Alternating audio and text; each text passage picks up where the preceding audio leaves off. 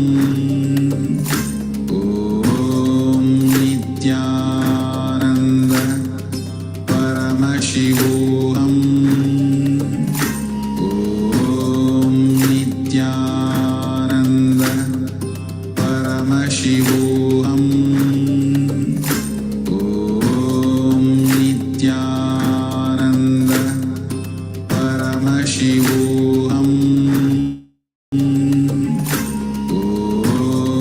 Nithyananda Paramashivoham Om Nithyananda Paramashivoham.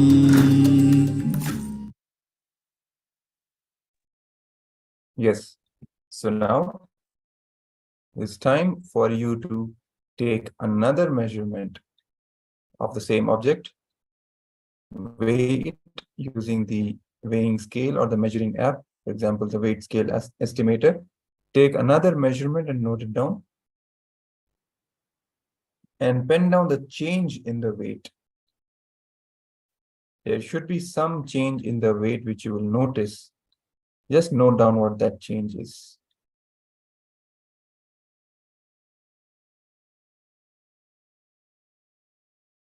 For all those who have manifested this change, have seen, observed this change in the weight, congratulations, you have manifested this power of Mahima, of decreasing the weight of the object. Keep practicing more and more, manifesting more and more powers, and get more and more grounded in power manifestation and in manifesting state, space, powers, being, and super consciousness of Paramashiva.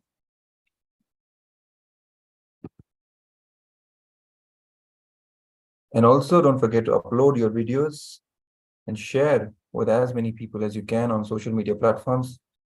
Enrich them, invite them also to join the Paramashivoham Level 2. Share your experience, your clicks, powerful cognitions, how it benefited you in all aspects, and invite others also to have this experience, to be benefited and manifest the reality they want to manifest in their life. So we now end this power manifestation session.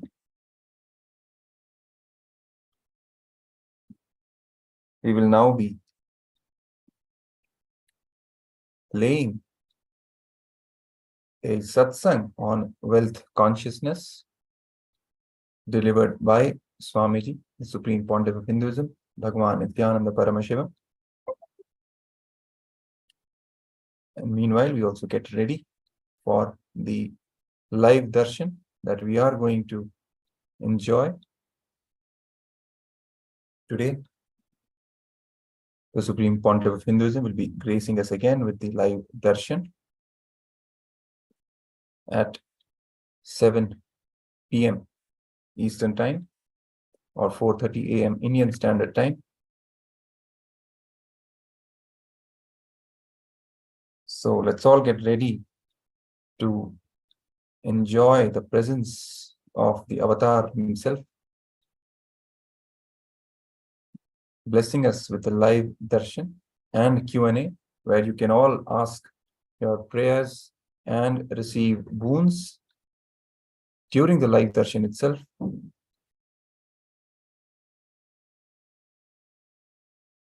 Until the darshan starts, let's all sit and enjoy and be empowered more by the powerful cognitions about wealth manifestation, about wealth and abundance manifesting, how to manifest it in the Vedic way, in the Hindu way, and live a completely fulfilled life. So let's all get ready to watch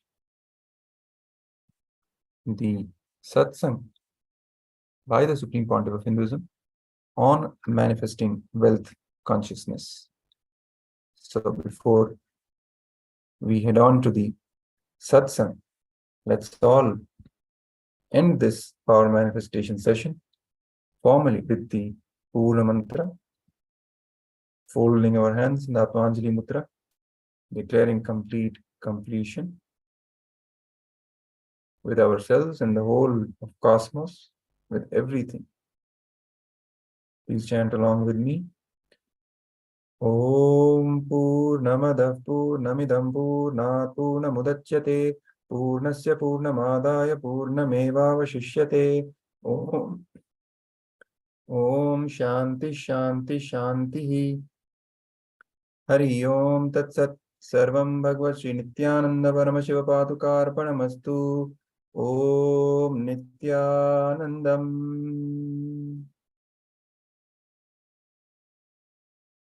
Thank you, Nithyananda. Please stay tuned as we will be shortly beginning with the satsang by the Supreme Pontiff of Hinduism.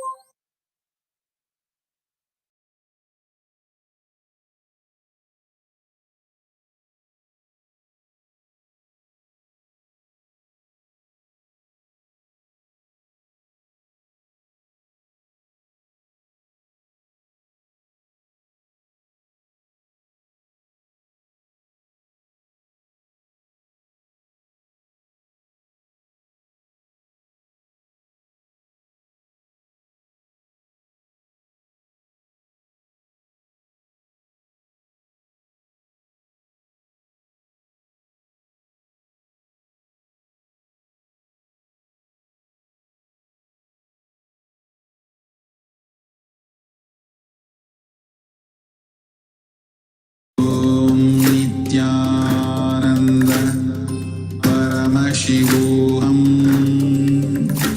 ॐ नित्यानन्द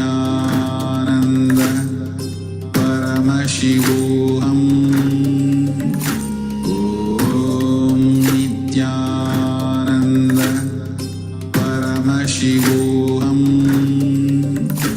ॐ नित्यानन्द परमशिवोऽहम् ॐ Nityanand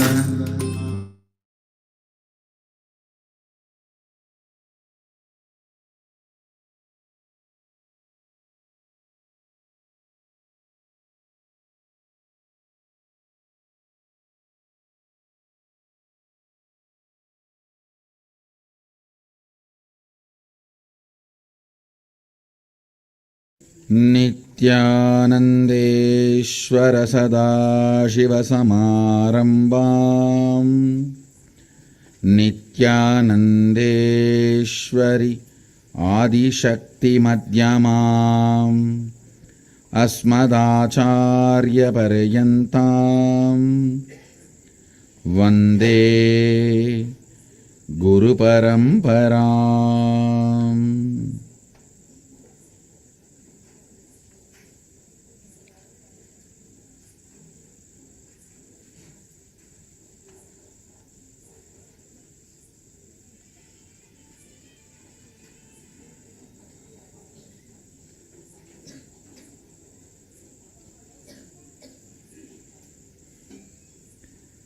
I welcome you all with my love and respects. I welcome all the devotees, visitors, viewers, disciples, Sri Mahans, Mahans, Kotaris, Tanedars sitting with us all over the world through Nithyananda TV, Facebook Live, YouTube Live, two-way video conferencing, having Nayana Diksha all over the world, literally in all time zones. I welcome all of you with my love and respects. Awakening wealth consciousness. Let me describe fundamentally what is wealth as per the reality. Understand?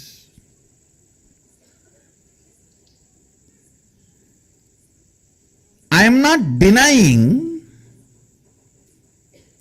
the crude form of the wealth currency as some meaning. No, I am not denying. I am not saying that crude form of the currency, the country currency you use, the raw form of the wealth.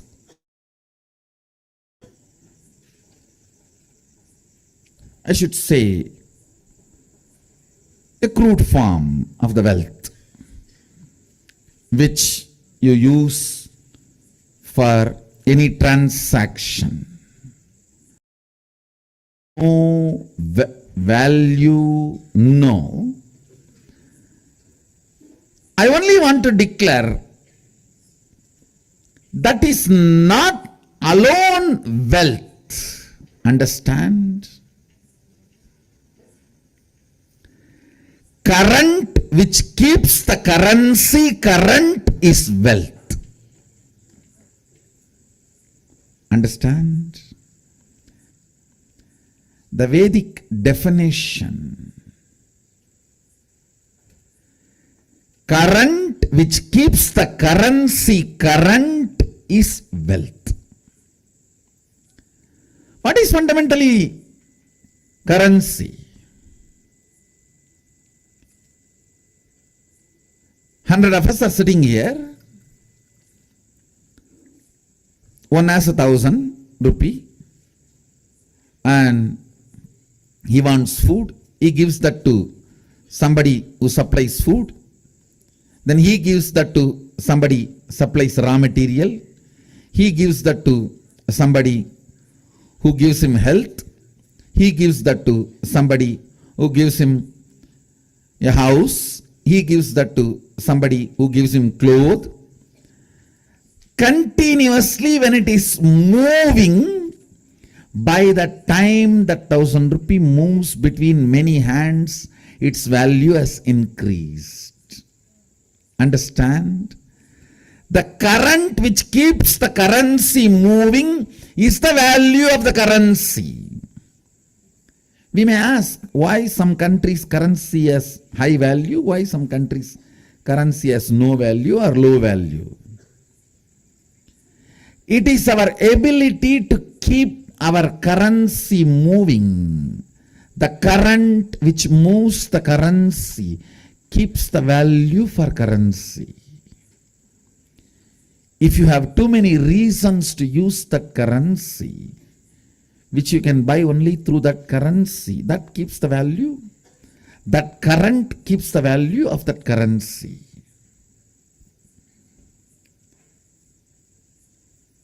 Mahadeva, Sadashiva, the greatest economist, defines wealth. Understand? You will never look at Mahadeva as an economist. Understand? He can wear ordinary Rudraksha bead which has no value. Because he wears it becomes a trend, fashion, millions wear, and that becomes a valuable commodity now. Many of you don't know the Rudraksha I am wearing, that is more valuable than the gold covering it. It is highly praised than the gold covering it.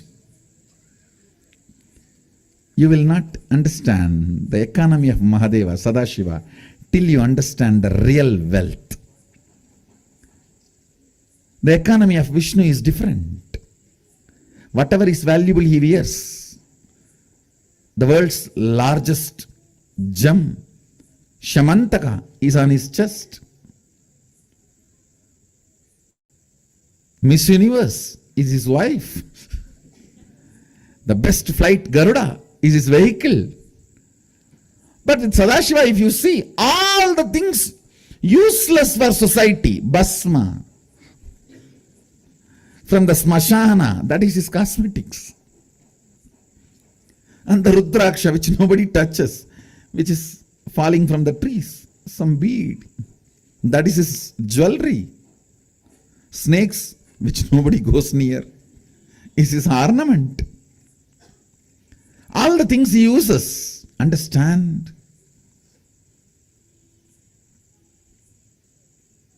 He is making a statement about wealth.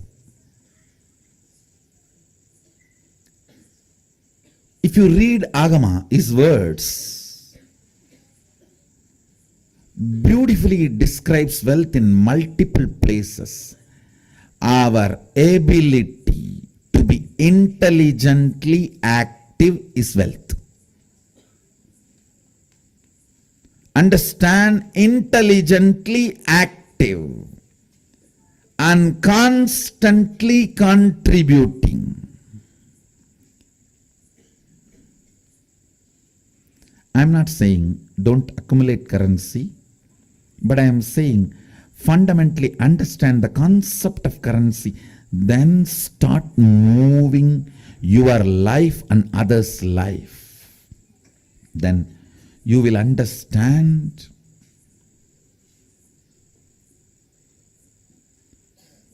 not only the wealth consciousness is awakened in you, you will never bother about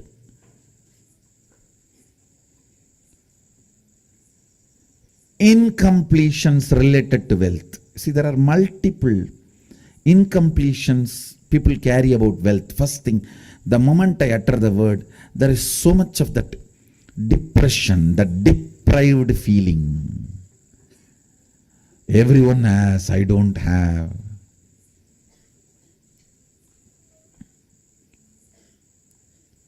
For what I am contributing, I have not been given my share. The various thought currents. Sometimes, oh, I am loaded with it. I don't know how to save it, how to protect it. From various resources, from various people you need to protect your wealth. Sometimes the illegal sources which are trying to snatch it from you. Sometimes the legal sources which are the so-called legal sources which are trying to snatch it away from you. Sometimes illegally legal and legally illegal sources trying to snatch away from you. So you are worried about protecting. That is also an incompletion. Understand? Any incompletion related to wealth will disappear if you are awakened to the wealth consciousness. And awakening to the wealth consciousness is not becoming fool, irresponsible, careless. No. No.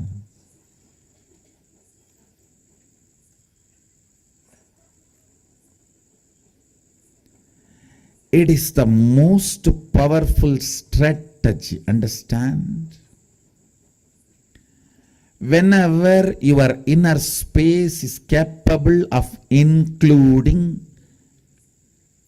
5 people in your life, you build a good family.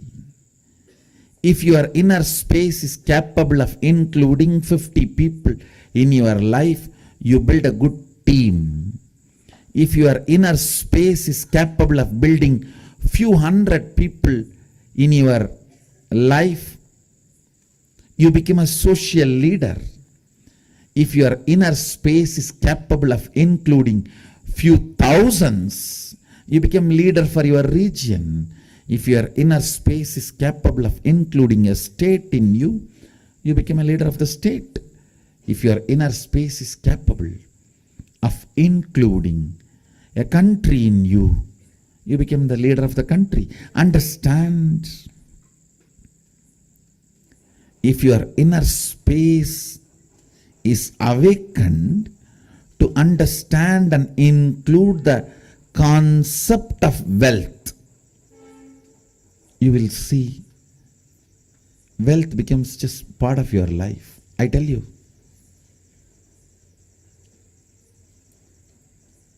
Never went to university to learn anything. First time I entered university is only to give a program, class, to teach in my life. Few thousand gathered. Same way, never touched money, any currency. If at all I have touched only to give dana, means charity. But in my inner space, I see very clearly, money is just a number. If I want to build a temple, 1,000 crore, I see 1,000 crore in front of me. If I want to build a temple for 2,000 crore, I'll see 2,000 crore in front of me. Money was never, currency was never matter. Understand? As long as currency appears in front of you as a matter, you will be in delusion. Currency is not a matter. It is your conscious decision. As long as there is incompletion between you and currency, there are blind spots. Your decision to contribute to the world, your decision to be intelligent through your contribution, your decision to inspire, your ability to inspire people to support you back, it's all is the whole triangle of wealth. Understand? Your decision to contribute, your decision to be intelligent in your contribution, your decision to inspire people to support you back so you can continue to contribute. That's all. People ask me about charity. I tell you, charity is the most cunning, trickiest way of keeping the value of currency up. That's all. It is only by charity even the idea of currency is going to be kept valuable for a middle class and lower middle class. Understand, if you know you are not going to get, you are not going to work for it. If the carrot is dangled in front of you, that it is going to be available for you, if you do this, you are going to run behind it. I tell you, the whole understand.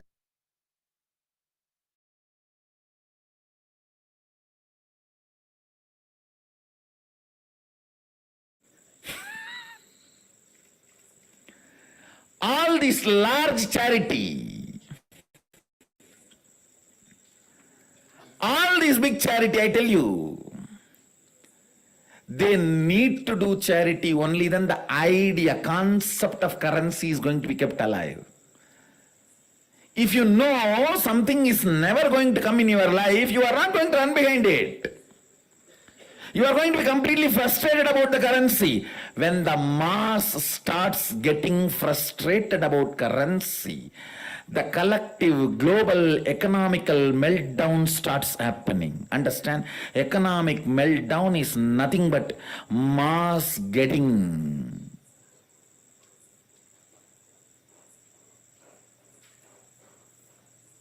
to the understanding, mass trying to come out of the delusion called currency.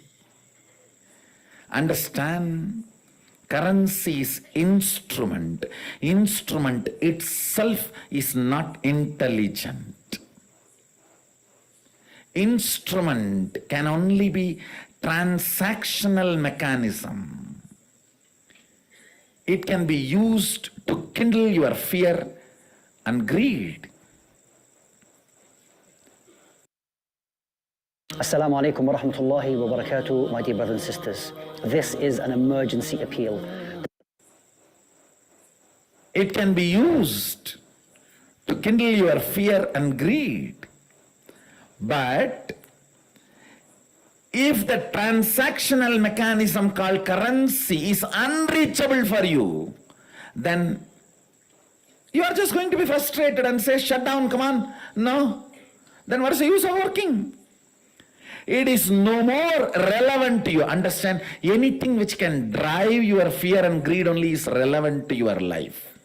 If something cannot drive your fear and greed, it is redundant, irrelevant to your life. All this large trillionaires, billionaires charity is nothing but a cunning strategy to keep the concept of currency relevant to you. Understand, this whole large, the huge chunk of so-called currency accumulated in the hands of few people, I tell you, almost 90% is in the hands of 1% of the human population. Then the remaining 99% is slowly getting disillusioned about this concept of currency. It's almost becoming irrelevant for your life, redundant. You are just given you know that now if you even work for your whole life, you are not going to see the million. Then why will you work? You decide to move out of this currency system, the grid-hooked lifestyle. Hooked to the grid lifestyle. So you need to be cajoled, you need to be patterned, you need to be just supported, given the delusive consolation. No, you are going to get it. There is a possibility. It is there. I tell you, the very lottery itself is just a concept to make you feel still the concept of currency is relevant to your life.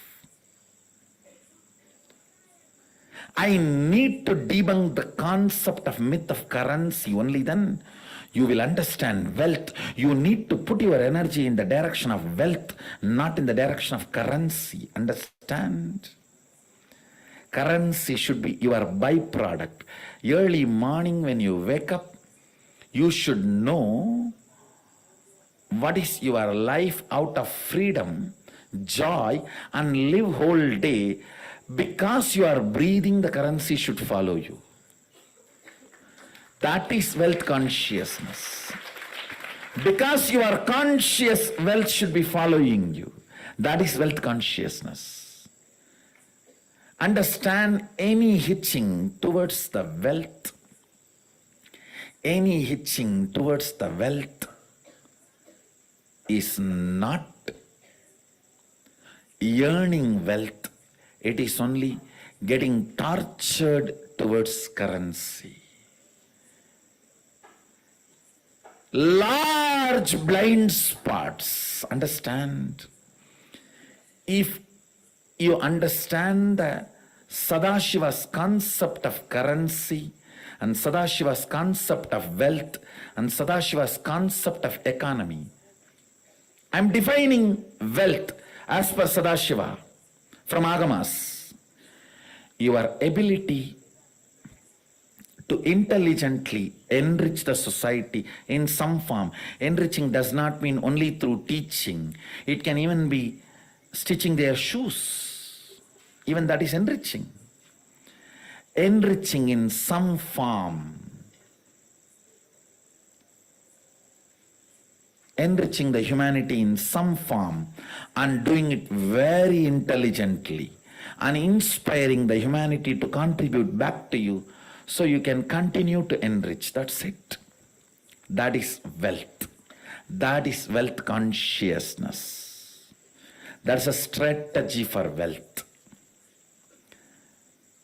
Currency is modus operandi, the methodology through which interaction and transactions happen is currency.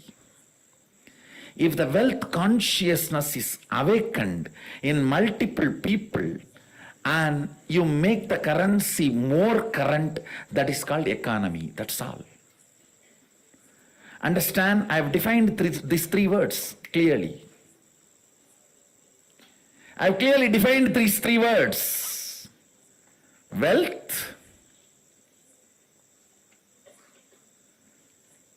currency, economy. End of the day, just if your existence makes money, you will not be bothered about money. Your very consciousness will live wealthy. What is it that takes to make wealth consciousness? I'll give you the nitty-gritties, the inner software of wealth consciousness to you now. First thing, decision, your cognition, your depth should decide with all integrity and authenticity and responsibility, somewhere to enrich the society, humanity. Through cunningness and stealing and grabbing, you can never get the wealth or retain it. No. Fundamental principle for wealth consciousness. Understand, I am going to give you some of the fundamental principles of wealth consciousness. You just listen and internalize to your depth. That's enough. You will manifest wealth consciousness. You will be awakened to wealth consciousness. First awakening you need to have: no cunning strategies. No cunning strategies are going to work. Shortest distance between 2 points is straight line. Shortest distance between 2 points is a straight line. Understand? Most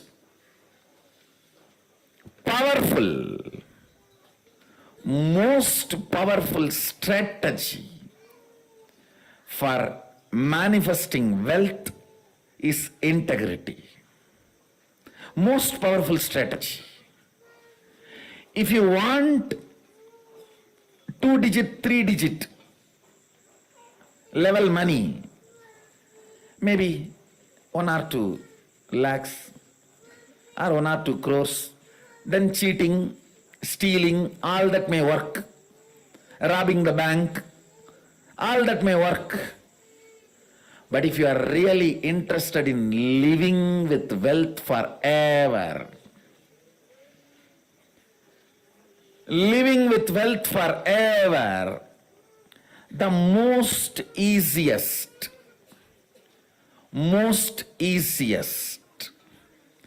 and the right strategy is integrity.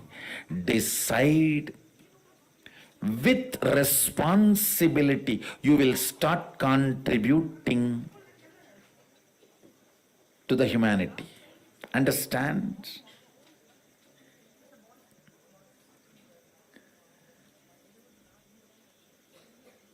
Manifesting your cognition is life. Understand? Whatever cognitions, conclusions you have about life in your life, you will go on be manifesting that every day. If you have the conclusion, you are going to fall sick day by day. When the more and more you breathe every day, every night, finally you will manifest that. It is your conclusions you manifest. If you have the conclusion, the cunning methods, cheating brings wealth, you will only be manifesting that, or waiting to some cunning methodology to click so you can manifest wealth. No.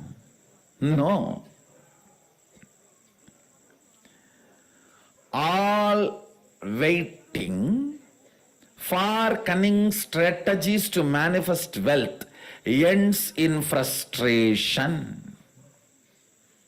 And then you have a deep negative cognition about wealth. That is not going to happen for me. No. Yanakilla. That is not for me. You end up there. In utter frustration. Then even if Sadashiva comes and gives the poetry, hey, go. You will be afraid. No. Who knows whether I am going to get the praise?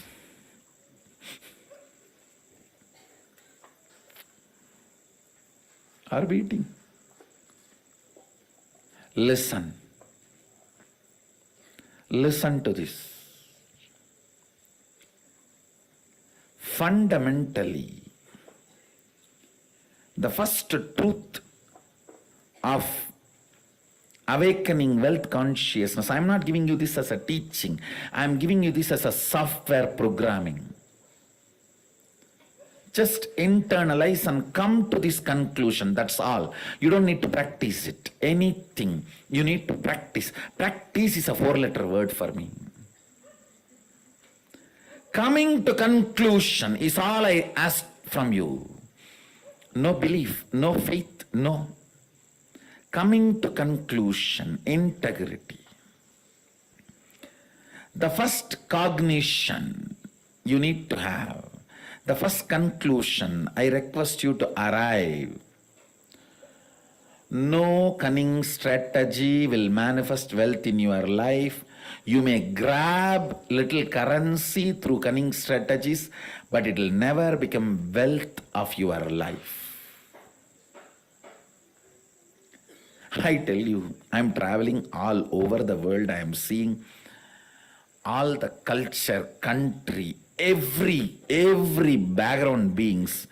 Still now, I have heard at least about thousands of types of lotteries, but not seen a single man who has become permanently wealthy, rich by a lottery. Understand? I have not seen a single man who really became wealthy, stayed with his wealth through a lottery. No. That's the most funny thing. Then what is happening to all the big lotteries going on? The economy Sadashiva is teaching is neither capitalism, nor communism, or socialism. It is responsibilism.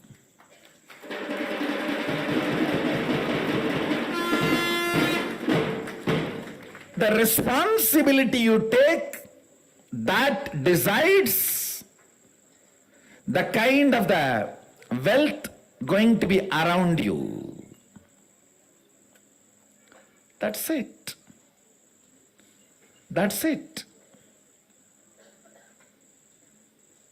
The first understanding, conclusion you need to arrive. Integrity is the best strategy for manifesting wealth. Second conclusion, listen. Second conclusion you need to arrive. Whatever I am talking is not teaching. The moment it is teaching, you will push it into a moral dustbin. All of you have a moral dustbin. Oh, everybody talks. What is there? You know how to dump that. For ages, that moral dustbin is what keeps you as you want, without transformation. You start, my mother all the times tells me to do yoga in the morning, but she doesn't do. Now from that moral dustbin starts growing in you. Anything you call it as teaching, you dump it in the dustbin and never do it. I am not giving you any moral teachings. Be very clear, don't push me into moral dustbin, no. I am talking to you. If you come to all these conclusions, you will live wealthy forever. And if you are not able to come to this conclusion, I will support you, help you by awakening your Kundalini Shakti to see these conclusions as reality. That's all.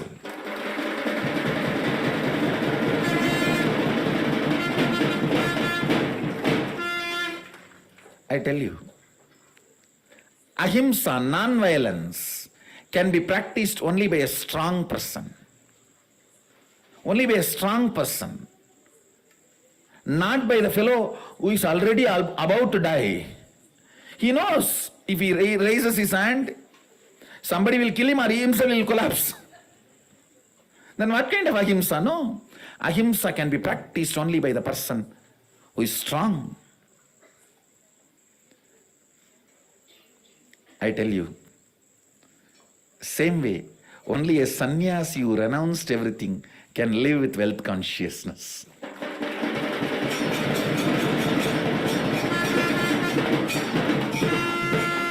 The most beautiful strategy for the wealth from Isavasya Upanishad. Ishavasya midagum sarvam yatkinja jagatyan jagad tena tyaktena bunjidamakrita kasya sviddanam kurvannevega jijivishetsadagno samaha evam dvayinanya karma lipyate.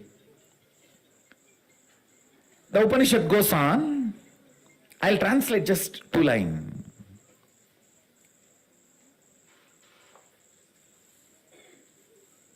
Enjoy by not possessing but owning.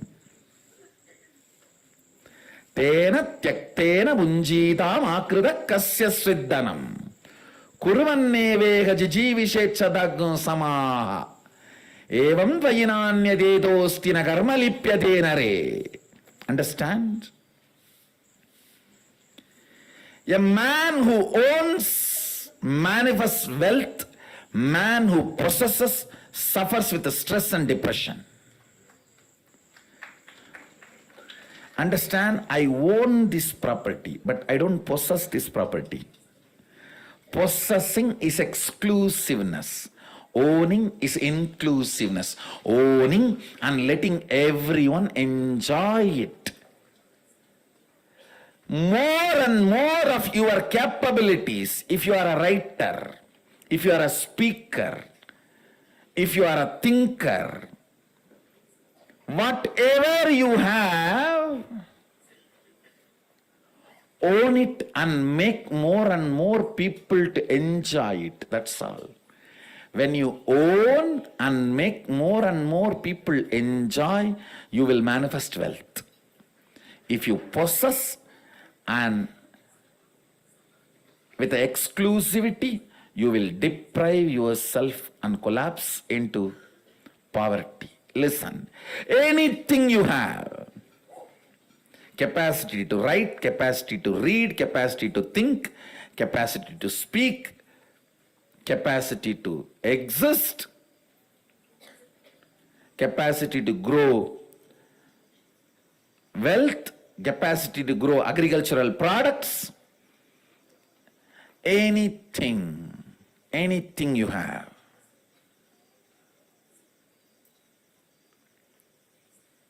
If you share the best strategies for life, you are called Brahmana. If you share an ideology and give the security feeling to people, you are a Kshatriya. If you share a product you made out of your time and life, you are Vaishya. If you just share your time to anybody who wants to use it, you are a Shudra. Understand? Varna is not Jati. Jati is the British invention. Varna is Vedic invention.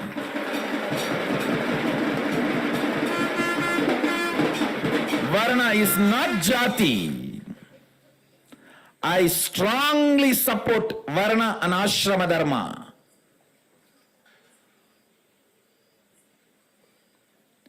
But what we call in the modern day Jati was never there. It is only Varna and Ashrama. Dharma is from Manu. Agama talks only about the Varna and Ashrama, not Jati. Let me expand on wealth consciousness. The first conclusion you need to come, it is integrity. That's the most shortest way to enjoy wealth. Second, owning but not possessing means go on sharing. I have seen sometimes people, when they take up a job, they develop vengeance towards boss. Hey, you are giving only 50,000 salary for me. I'll work only for 8 hours minimum just to handle your questions, not more than that. So this is the way he starts. He thinks he's cheating his boss. In 6 months, he himself starts believing this much only is his capacity. He has cheated himself. Understand? Cheating your boss. In 6 months, you will believe that as your capacity and you will cheat yourself forever. You making your boss believe this is only your capacity because you want to take revenge on him. You don't want to. You want to possess you. You don't want to own you. Understand? Own you and let everyone enjoy you. your attitudes, your understandings, your behavior, everything, if it is all about possessing you, you will only feel deprived. If you own you and let everyone enjoy what you are capable of, you will live in richness. Whether it is you, your capabilities, own it, don't possess it. Do not bother. Radiating, sharing it should be your fundamental thought current. That's a second conclusion. Third, bring brilliance in your sharing. My Gurukul is 100% free. Food, stay, education, everything is free. Because Sadashiva says, Guru is supposed to beg and feed the disciples. I said, I may beg physically or in the internet, but I will beg and feed my disciples. My Gurukul is 100% free. Not only I am teaching them English, math, science, I am teaching them true history.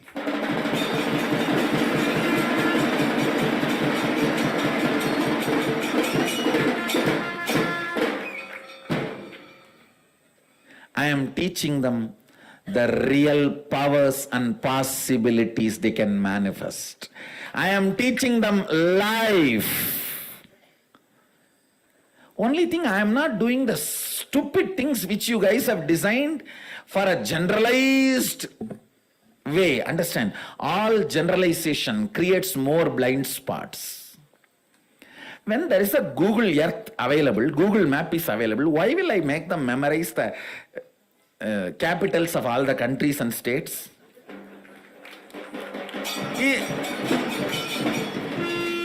Macaulay's time it was not there, so you have to memorize. Capital of India is Delhi and capital of Tamil Nadu is Chennai. You have to memorize. Now there is a Google Earth and Google Map. Just Google it, that's all. They need to be taught Googling. So I am only removing all those stupid blind spots become part of the education because of the generalization. Understand?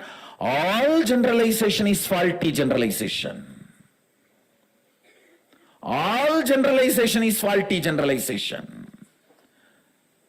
Jealousy, comparison is the byproduct of the faulty generalization. It is utter stupidity to give marks to human beings. Utter stupidity to give marks to human beings. It is like I saw memes in the Facebook. There is a fish in a pot, and there is a monkey, there is an elephant, there is a zebra, there is a snake, there is a crocodile, there is a tiger, and the educationist says, to have a fair game, we will have the examination. Who claims this tree first? Please start. That is what I call faulty generalization. What will happen to the fish if he comes out of the water to climb the tree? All generalization is faulty generalization. What I am trying to convey, I will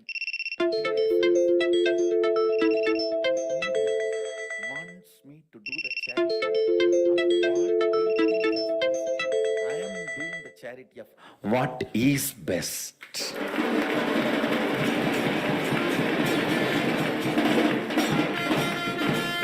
If you think food is the best thing happened in your life, you can do just annadan. If you think education is the best thing happened in your life, you share that with the world. That's your charity. If you think clothes are the best things happened to your life and you share the clothes, vastradana, that's your charity. If you think enlightenment and spiritual powers are the best thing happened in your life, you share that with the world. That's all I am doing.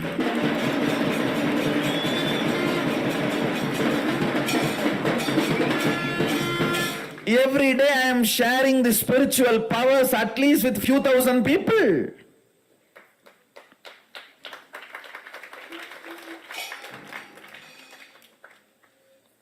Understand?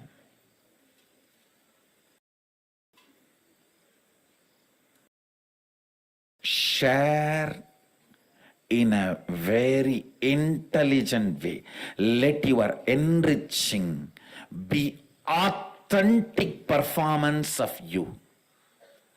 You can enrich the world by sitting and painting the table, or you can enrich the world by teaching the science of making tables. You decide what is the most authentic way you can enrich. First conclusion you need to arrive is integrity is the best strategy. The next conclusion you need to arrive: own but don't possess. Go on be sharing, whether it is you or your space or your qualities or your qualifications. I tell you, the words you utter people may listen, but the way you behave people feel it. Let your behavior is all about owning, not possessing.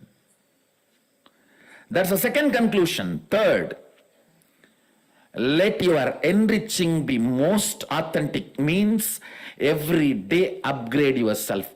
Ultimate should not be final. Ultimate grows every day.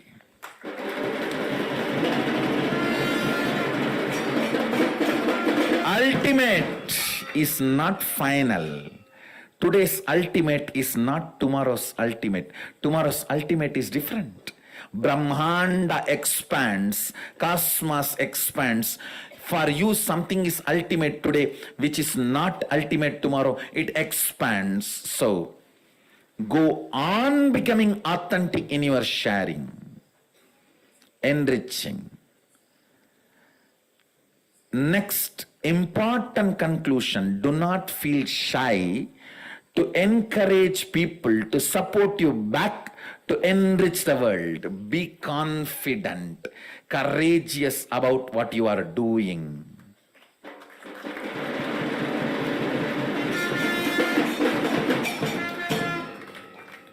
Don't be meek, weak. Be confident about what you are contributing and encourage people to contribute back to them, so you can continue to contribute. You can keep this Dharma Chakra alive. That's all. Just these 4 conclusions arrive.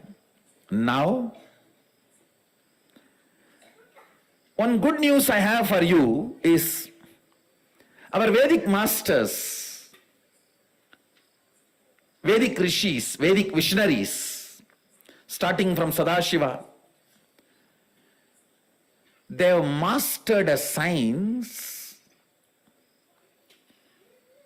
to bring these highest thought currents and ignite your inner space through certain rituals and processes. That's what we call homa and making aushadha. Understand? Thought is as matter as any item which is seen by you in front of you. Please listen. I am repeating. A thought current is as matter as the mic, camera, TV, and all the items you are seeing in front of you. If this hand key can be given to you, a thought current also can be given to you.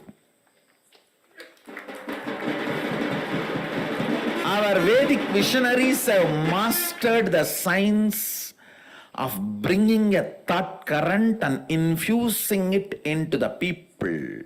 It is called initiation. They mastered this science. It is possible. It is reality. There is no placebo effect range. Understand? There is something called placebo effect. Any doctor gives any medicine, 40% of the patients will be cured. That's called placebo effect. The effect of this initiation is not the placebo range. It is undeniable. It can stand the scrutiny of the verification, follow-up, documentation and scientific research and analysis. It is not placebo effect range. Understand, our masters have mastered this science of making the thought current come in a space through yajna, means the thought current from the space will be brought into the air through the mantras and into the fire through the offerings, into the water in the kata pot and sprinkled on you and into your mind through that water being sprinkled on you. Our masters have mastered this science, and that thought current also can be brought down into something called aushadha, energy herbs. It is unique to South India, the Siddha tradition. Understand?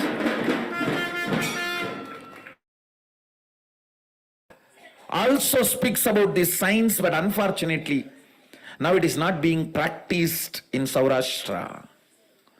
Lot is lost. But still in deep down South India, this Siddha tradition is alive, bringing those thought currents into aushadha. Of course, it was alive once, long ago, once upon a time, 100 years before, during Ramakrishna's time, even in a place called Tarapet in Calcutta, in West Bengal, near Calcutta, a place called Tarapet. Ramakrishna records in his biography, in his reminiscences, that he has seen the masters of this Aushadha science in Tarapet. Unfortunately, neither in West Bengal nor in Saurashtra, now it is a living science, means a large number of people are not practicing. Of course, if I have to tell the truth, even in South Tamil Nadu, South India, it's not large number of people are practicing, but still the science is alive. Fortunately, before it died, I happened.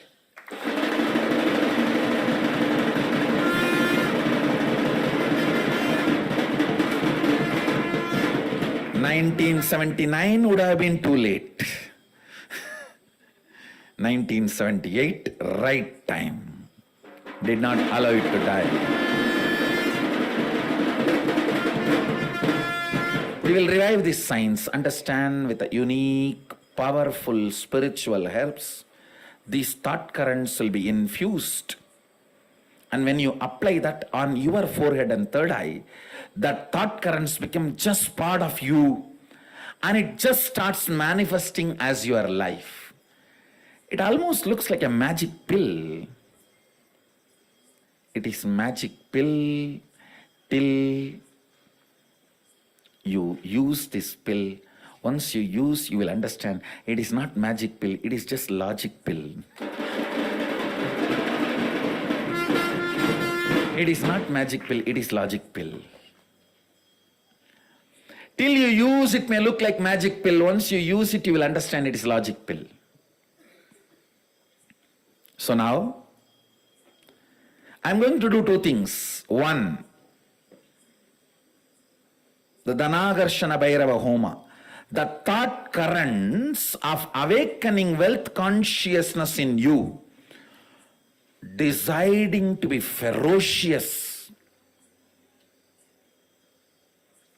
within you and awaken your wealth consciousness. Ferociousness is not anger. If you feel society has cheated you, you are angry about the wealth, you will never manifest wealth. Ferociousness is different, anger is different. Kala Bhairava, Dhanagarshana Bhairava is ferocious but not angry. Understand? To infuse the ferociousness to manifest wealth consciousness in you, there will be Dhanagarshana Bhairava Homa, and I will be making the Dhanagarshana Bhairava Aushada, means this highest wealth conscious thought currents. Now I shared with you only 4 conclusions. There are few more. Literally like an inner software to manifest wealth. I'll bring that into that energy, herbs, Aushada, and share it with you all. Apply it and sleep. You will sleep your way to wealth. Understand, I am responsible for what I am uttering. I am not here to give you false promises. I am not here to cheat. I am straight. I am here to bring spiritual legitimacy to Sanatana Hindu Dharma. All my life, I am standing only for this one statement: Sanatana Hindu Dharma is real.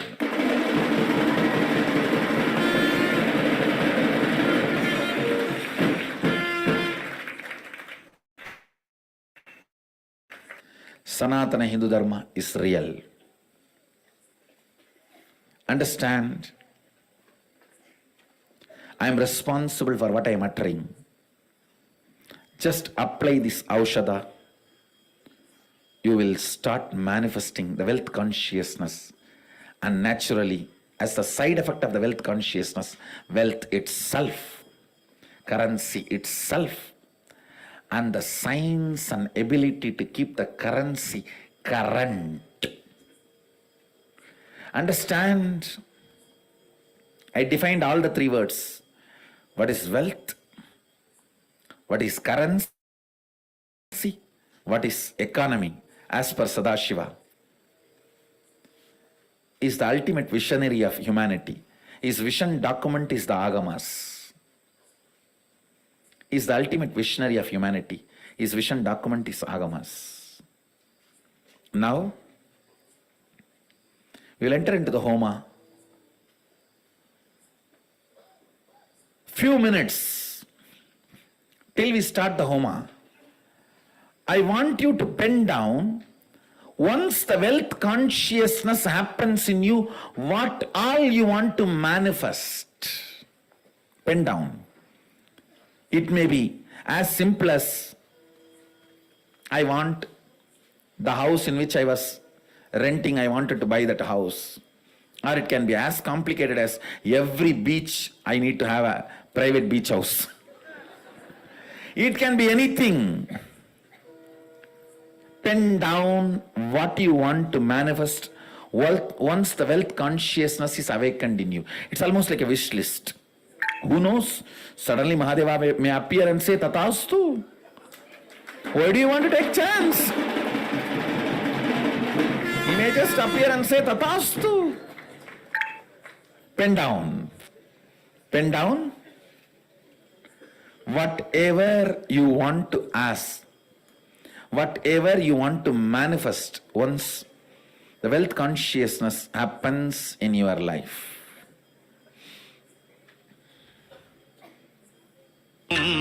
Pari Pari ஏச்சல் இல்லாதவர் பிழைக்க செய்த மார்க்கம் என் மக்கள் எண்ணி எண்ணி பாரி நீரே பாரப்பானால் வேதம் நாளும் பாரு பற்றாசை வைப்பதற்கோ பிணையோ கோடி வீரப்பா ஒன்றொன்றுக்கு ஒன்றை மாறி வீணிலே அவர் பிழைக்க செய்த மார்க்கம் தேரப்பா தெரு தெருவே புலம்புவார்கள்.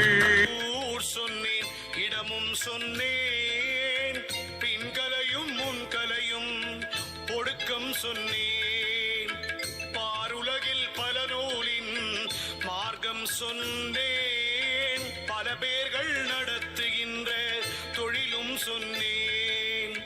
சீருலகம் இன்னதென்று திருட்டி சொன்னேன். சித்தான சித்தெல்லாம் சுருக்கி சொன்னேன். நேரு சொன்னேன், வழி சொன்னேன், நிலையும் சொன்னேன். நின்னுடம்பை இன்னதென்று பிரித்து சொன்னேன். பிரித்துரைத்தேன் சூத்திரம் ஈரெட்டுக்குள்ளே. பித்தர்களே நன்றாக தெரிந்து பார்க்கில். விரித்துரைத்த நூலினது மார்க்கம் சொன்னேன்.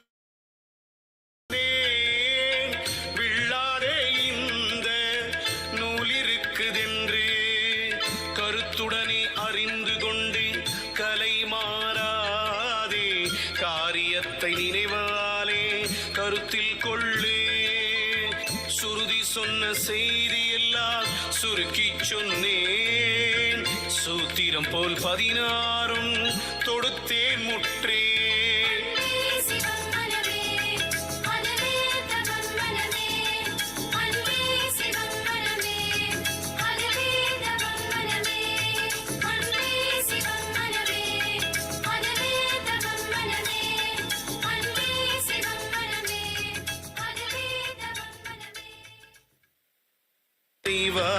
பெண்ணை வைத்தும் நாளப்பா சக்கரத்தை பூசை செய்வார். நம்முடைய பூசை என்ன மேரு போலே. போதப்பா 40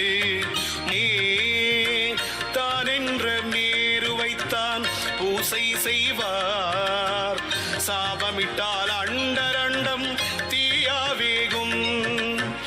தேன் என்ற மேருவுக்கு தீட்சை வேண்டும். சிறு பிள்ளையாம் ஒருவன் தீண்டப் போக. வாவென்ற மேருவைத்தான் பூசை செய்தோர். வாய் திறந்தே உபதேசம் சொன்னாராகி. கோரென்ற வாத சித்தி கவன சித்தி. கொள்ளையிட்டான் அவன் சீடன் கூறினானே. கோரியதோர் வாலையின் 3 எழுத்தை கேளாய். குறியறிந்து பூசை செய்து பின்பு கேளாய். மாறியதோர் திரிபுரை 8 எழுத்தை கேளாய். மைந்தனே இவளை நீ பூசை பண்ணு. தேரியதோர் புவனை தரின் எழுத்தை கேளாய். திறமாக புவனையை நீ பூசை பண்ணு. மண்ணினாலே சேர்த்து மத்திரி போல தியங்குவாரே. தியங்கினால் கெச்சித்து புறத்து சண்ணும். சீரியர் மிலேச்சரையே சகத்தின் உள்ளே. மயங்கினார் 4 பாதத்தின் உள்ளும். மனம் செவ்வையாவதெப்போது அறிவதெப்போ. தயங்கினார் உலகத்தில் கோடி பேர்கள். சாவதும் பிறப்பதும் காவடி போலாச்சு. துயங்கினார் துயரத்தால் ஞானம் போச்சு. சுடுகாட்டில் அறிவது போல் சுத்தப்பாழே. பாழான மாய்கை சென்றொழிவது எப்போ. பரந்த மனம் செவ்வையாய் வருவது எப்போ. வாழான விழியுடைய பெண்ணை சேரும். மயக்கமற்று நிற்பதெப்போ மனமே ஐயோ. காழான உலகம் அதன் ஆசையெல்லாம். கருவறுத்து நிற்பதெப்போ கருதி நின்ற. கோளார கருவி விட்டு மேலே நோக்கி. கூறுவதும் ஏதென்ற மூலம் பாரே.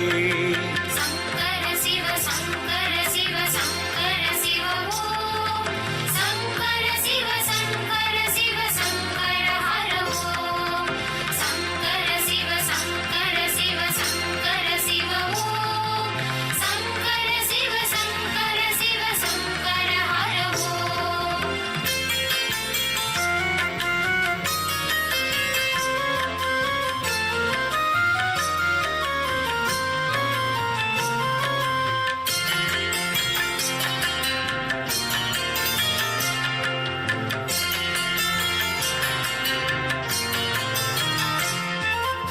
மூலமதில் 6 தலம் கீழே தள்ளி முதிர்ந்து நின்ற மேலாரும் எடுத்து நோக்கி கோலமுடன் முன்மனையை தாண்டி ஏறி கொடியதொரு ஞான சக்திக்குள்ளே மைந்தா பாலமென்ற கேசரியாம் மௌனத்தூன்றி பராபரம மந்திரத்தில் ஞானம் முற்றி காலமோடு பிறப்பும் கடந்து போகும் கைவிட்ட சூத்திரம் போல் சடமும் ஓங்கே ஓங்கார முதற்கொண்டைந்தெழுத்தோடாரும் உற்று நின்ற பஞ்சகத்தாள் இருந்திடம் பார் ஆங்காரம் ஆணவம் நான் எனலும் போனால் அப்பவலோ அகாரம் முதல்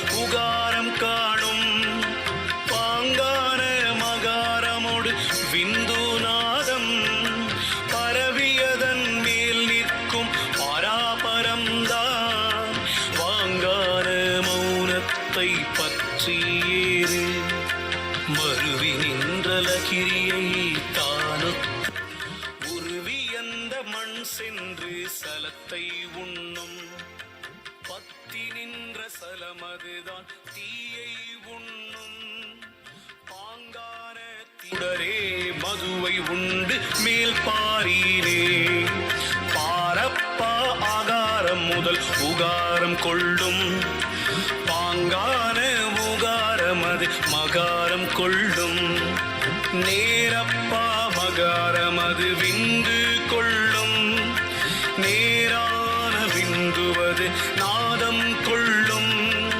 சேரப்பா நாதமுற்று சக்தி கொள்ளும் சேர்ந்து நின்ற சக்தியல்லோ சிவத்தை கொள்ளும் ஆரப்பா சிவன் தன்னை பரந்தான் கொள்ளும் அம்பரத்தை கொண்டவிடம் அறிந்தே உன்னே உன்னி நின்ற மூல முதல் ஆறும் பார்த்தே உருகி நின்ற சுழுமுனையை அறிந்து பின்பு மன்னி நின்ற மதிமேல் சாம்பவியை கண்டு மருவி நின்று மனம் உறைந்து தேர்ந்த பின்பு பன்னி நின்ற இவ்வளவும் யோக மார்க்கம் பகலிரவு மற்றவிடம் ஞான மார்க்கம் சன்னி நின்றவிடம் கண்டால் அவனே ஞானி காட்டுவான் கேசரியை காட்டுவானே.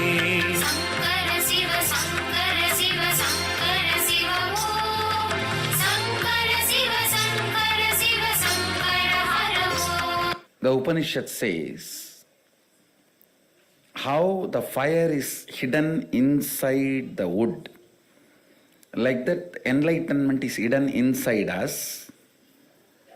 The Omkara is the technique, like how we rolled the wood. Like that, the Omkara, not chanting, but vibrating with Omkara. Vibrating with Omkara, the enlightenment manifests. And also, traditionally, the third eye of the master who churns, from the third eye, you see, all intention opens up from third eye. The intention to invoke the fire for a certain purpose, the intensity of the intention decides the intensity of the hands. Understand? You cannot move the hand without an intention. So with that intention, when the hand moves, the intention gets into the fire and the fire gets provoked, invoked, energized by that intention. Now from that, the yajna, the Homagni is brought. Now the Dhanadarshana Bhairava will be invoked into that fire. And the mantra to invoke him will be chanted.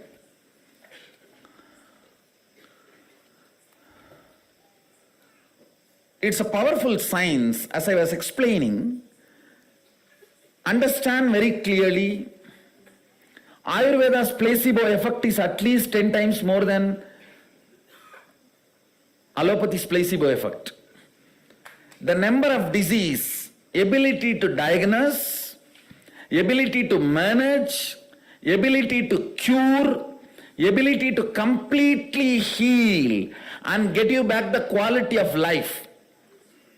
In every dimension, Ayurveda is much more powerful than allopathy. Understand?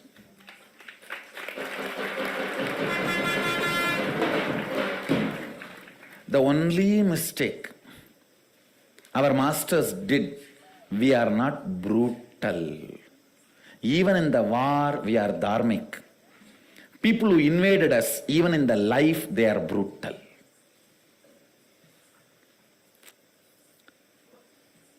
We, even in our war, we are dharmic. We won't lift the weapon on sunsets. The people who invaded us, even in their life, they are brutal. The only mistake. Otherwise, all these great sciences, they are more powerful than any placebo effect. Understand? Many of us think, even practicing Hindus, we think, okay, I want to support Hinduism, maybe there is little effect of all this. No, it's a clear science. I can put my integrity at stake on any of these signs. That is why I am saying I am responsible for what I am uttering. These powerful thought currents can be brought down in the form of energies in the fire, Homagni, and can be infused into the sacred herbs and can be shared to everyone. You can experience the power of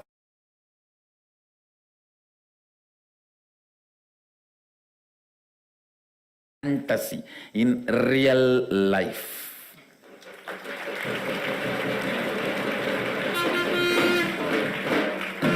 If the Putrakameshti Yajna means the Homa, Yajna for having children, if it is performed, simply it will translate into you getting the children. If Dhanakarshana Homa is performed, simply it will manifest you manifesting wealth consciousness and wealth. Every step is a science, pure science. More scientific than any science. More scientific than any so-called modern science. I have seen many of these so-called rationalists behave very irrationally. Many scientists behave very unscientifically. But I tell you, this science is more scientific than any science.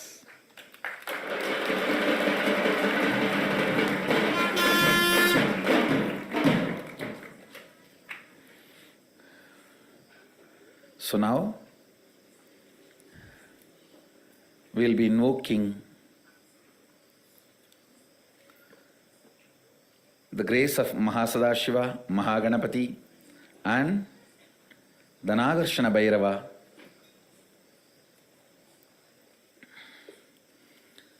Please chant along with me. Now we will be projecting a mantra in your screen. Chant along with me.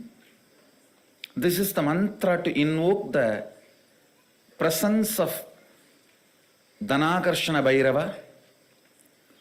Om Shreem Hreem Kleem Om Namo Bhagavate Swarnakarshana Bhairavaya Pranata Abhishta परिपूरणाय एश्चि करुणानिधे यं हिरण्यं तापय तापय श्रीं ह्रीं क्लीं स्वाहा ॐ श्रीं ह्रीं क्लीं ॐ नमो भगवते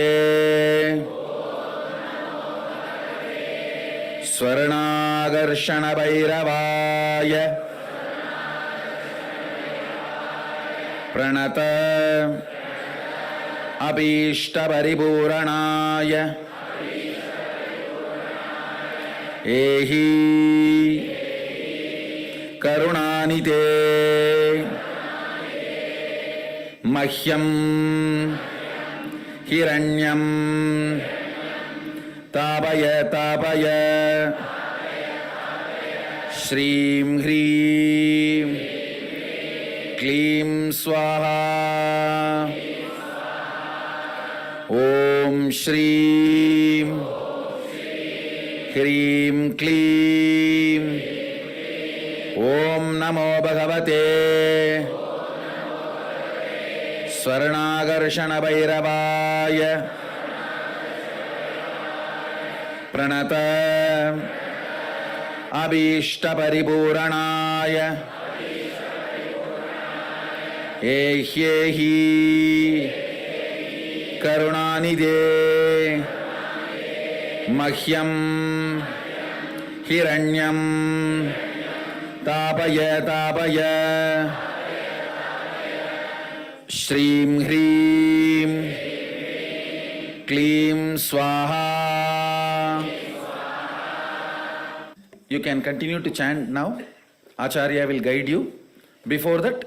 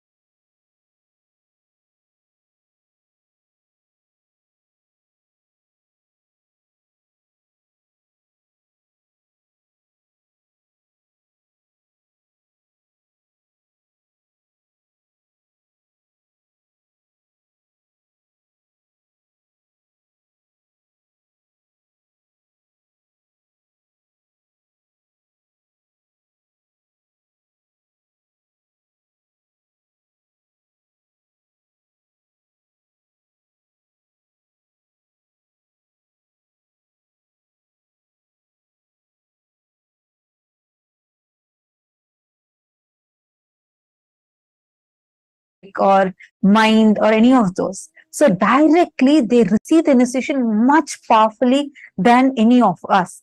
And they raise to such high frequency. They enter a kind of a trance and they directly enter into the highest state of consciousness. They were learning about the 25 states of consciousness 2 days back. They enter into that higher states of consciousness, like almost like they enter into the Turiya state. So what you see as when someone is like receiving the initiation in your example, when she is receiving an initiation, it is much higher state of consciousness than when Subhadra was listening to what Krishna was saying. That she was listening to it as a matter of understanding the knowledge. Whereas here it was completely a different thing. The understanding, ma? That's why understand initiation, Anupaya is too important, too important, because even when the moment you say a conscious yes, the master can just enter inside you and very, very powerfully they raise you to such high frequencies. And many of you that are asking about this graha doshas, today through the initiation, Swamiji will remove all the malefic effects of the planets from us. So any of you that want to get your graha doshas removed, or you have your family, friends who have these kind of doshas, like you see in their lives, you suddenly notice that there's some lot of things that they feel like it's like some kind of an unluck, or why is this even happening to me? Is it some kind of a curse? Like this, people, when they're going through such struggles, they do not know why such bad things are happening, negativity is happening in their lives. You should definitely invite them to come and be here. It'll all your graha doshas, Swamiji will just make them disappear. And instead, the grahas will become your own friends. And they will also support you in your journey for Paramashivoham. Mavinata is asking, does it also apply to Pitru Dosha?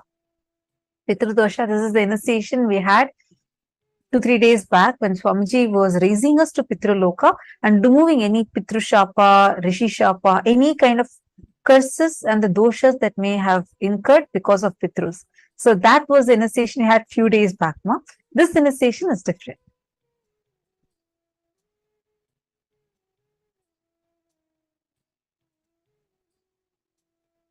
All right. So now let's all prepare for the initiation, the darshan. Today, we all are going to be receiving the darshan of Bhagavan Lingodhbava Murti. Swamiji had elaborately explained such amazing way the story of how Paramashiva manifested as Bhagavan Lingodhbava to resolve the conflict between Brahma and Vishnu and enlighten them, giving the enlightenment to them and making them realize the conscious sovereignty in them.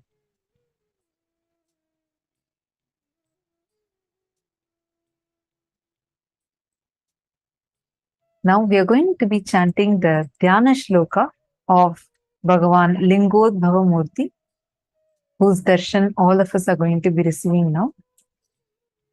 This is a form of Paramashiva where he assumes from formlessness to the form.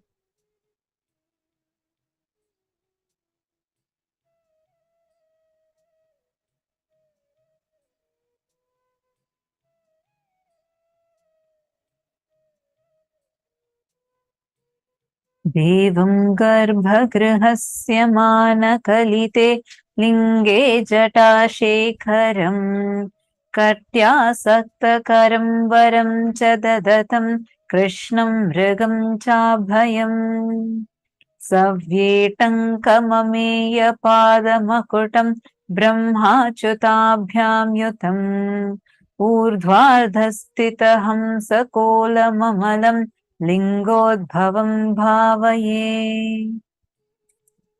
Let us all get ready now. This Dhyana Shloka is the description of the form of Bhagavan Lingodhbava Murti.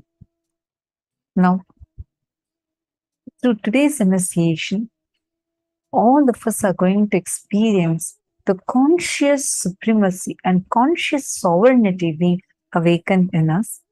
And we're also going to be receiving the initiation of any kind of negativity that is being caused in us, or malefic effects that the planets or the planetary positions are having in our lives, to be completely erased off from our lives. That is the initiation we all are going to be receiving today. And we're also going to be receiving the initiation where Swamiji literally awakens 9 points in our brain, which can directly connect to the 9 planets. So make sure throughout the darshan, you are here sitting clearly visible in the camera. If any of your friends, family members are not yet here, kindly invite them also to come and join you here.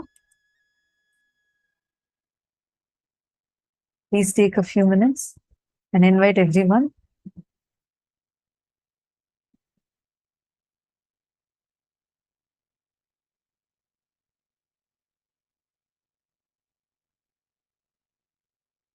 During the darshan, we are going to be having an amazing blessing where all your prayers and boons you can directly ask to Swamiji, and you can post it here in the chat as well as across the social media platforms, and Swamiji himself will be personally seeing them and blessing them.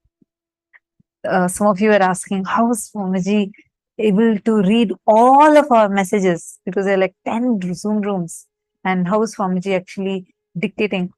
If you have lived around Swamiji, you definitely know the answer, because like if you've seen Swamiji blessing during the darshans, initiations, where you will see there will be thousands of people standing in a huge line, and one by one Swamiji will attend to read their letters. Sometimes people will write 3-4 pages long. Swamiji will, in a second, like Swamiji will be reading it so fast and blessing each of them for the boons that they're asking. And now since it's online, Swamiji is blessing all of us simultaneously, and each of you are receiving Swamiji's own personal blessings for you. So be rest assured, in each of your Zoom rooms, it is Swamiji's blessings literally being transcribed for you. So you can ask your prayers and any boons that you want to ask, you can ask, and Swamiji himself will be blessing you and responding to your prayers and the questions that you have. Only one request we have for all of you is, make sure you do not repeat the same message multiple times, as that spams the chat and even the other participants miss out on the blessings that Swamiji is giving to them. So make sure you do not spam the chat. And this darshan is an extremely rare happening. It's very, very sacred space. Literally, Bhagavan Lingodhbava is manifesting for us physically here. The formless manifesting in form for each one of us. So it's very important that you are sitting straight. This is a very sacred space. Do not lie down. Do not talk to people around you. This is an extremely sacred space. So have that sweet devotion and gratitude space inside of you, and sit and make sure you're clearly visible in the camera, because during the darshan, Swamiji literally goes screen by screen and sees every single participant and gives blessings. So make sure you're clearly visible in the camera so that you do not miss out on the Nayana Diksha. We're all going to be receiving one of the most powerful initiations, where our whole brain is literally going to getting rewired to awaken the ultimate aspects of manifesting all the planetary doshas, everything being completely erased, all the malefic effects completely being erased, and manifesting our ultimate highest potential through us. So I request all the participants to make sure you are sitting in front of the camera throughout the darshan. And please have your cameras on at all times. Make sure you're available sitting in front of the camera. Post all your prayers, blessings requests, boons requests, everything in the chat. And during the darshan, please avoid any kind of a distraction, any kind of moving around, or any kind of other distractions. Do not create any distractions for yourself. Just sit in a very relaxed. The very presence of the avatar has the ability to completely, literally rewire your brain, to process, to awaken, to manifest the higher dimensions of the cosmos. Just by connecting to the avatar, all these dimensions in you will get awakened. Just sit. I request all of you to make sure you're not having virtual backgrounds. Your camera should be clear, you should be visible in the camera. I see that some of you are still not settled. Can I please request all the participants to come and settle down? And the digital securities will be moving the participants who are not in the camera into the waiting room. So for you all to have a pleasant experience of the darshan, for you to enjoy the darshan, and for the whole process to be seamless, please make sure you're checking yourself, make sure that you're in adherence to all the security policies. And I also see some of you do not have your proper name. Please rename yourself. Please make sure either your legal name or spiritual name is put.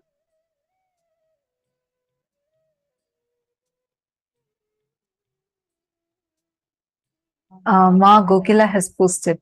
I posted only once, and all my boons have manifested, and some manifesting, and some is in the process of manifesting. And very soon I'll share my experiences after getting blessings from Bhagwan. Just very beautiful. Yes, so nice to see the experience you have posted, Ma Gokila Devi. And definitely, as you said, definitely share your experiences of how, after receiving the blessings from Swamiji, your boons have manifested. You can definitely even record a video and post it on your social media.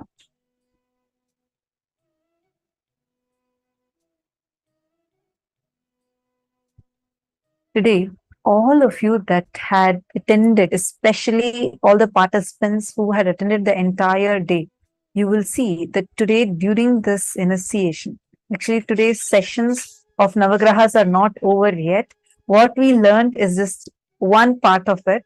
We are next going to be having the amazing knowledge of Surya Siddhanta. We learned about Jyotisha. The next, we are also going to be learning about Surya Siddhanta, the amazing revelations that Swamiji has revealed in Surya Siddhanta. So you will all see how now during the initiation, whatever we understood as cognitions, powerful cognitions, you will see so many of them suddenly becoming as your experiential, powerful cognitions. Like many of you are sharing, right? Now, even when you are sitting alone, just thinking, even in that level, you know, as an undercurrent, you have already started thinking about 14 lokas exist. Yes, that's real.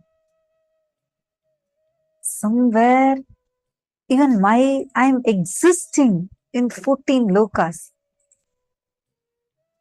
That undercurrent, how now, after just by sitting in the initiations and receiving the initiations from Swamiji, so many of you had shared saying that has become your very thought process. It has started becoming your very thought process. Like that, all the cognitions that you have received today about how the planets are not our enemies. The planetary positions are not some conspiracies done against us. No. The moment you understand how it functions and that all the planets are only here to make you experience and manifest the ultimate space of Paramashiva, you will see how very beautifully you will start manifesting all that cognitions as your very experience. Like that undercurrent in you, all these cognitions will just like that be clicking and clicking inside of you. And also, When we sit during the darshan, right, literally we are lifted out of the space-time dimension as we know, lifted out of this whole matrix, and literally you experience the highest energy manifesting in you. That is why darshan does not have a past, a present, or a future. It just is happening eternally. There is no moment where a darshan is not happening. There is no particular moment that the darshan happen. There is no particular moment that darshan will not happen. It is just eternal. It happens in the now. It is not bound by time. Now, every one of you that are sitting here, as we prepare for the darshan, understand whether you might be sitting somewhere in Australia, you might be sitting somewhere in US, UK, any part of the world, China. The moment you sit here for the darshan, when Swamiji comes on the screen, when he is initiating, literally you are transcended out of all the time-space dimensions. And not just this, any malefic effects of the planet, any so-called doshas, whatever you are struggling with, just offer the prayer to Swamiji. He will simply remove all of that, especially today. And we're going to be having a very, very beautiful, powerful initiation. So I request every one of all of you to post all the prayers, boons in the Zoom chat. And if you have any questions, if you have any particular doubts that you would like to ask, request for the revelations on, please feel free to post it on Twitter with hashtag #AskTheAvatar. Sorry, please post it on Twitter with hashtag #AskTheAvatar. Now, let us all get ready to receive the darshan. We request all the participants to please be seated, settle down.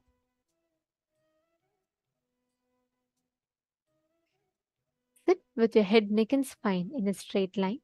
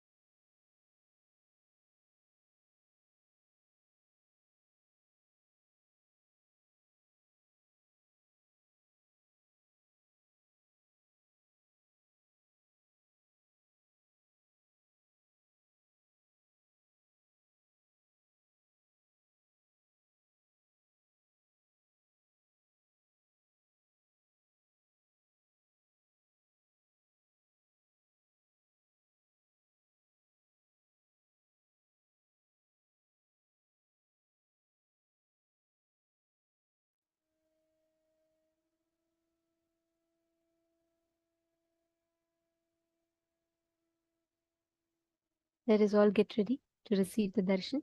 Please settle down. Now, today we are going to be having the darshan of Bhagavan Lingodhbava Murti. And this also has a very strong significance today.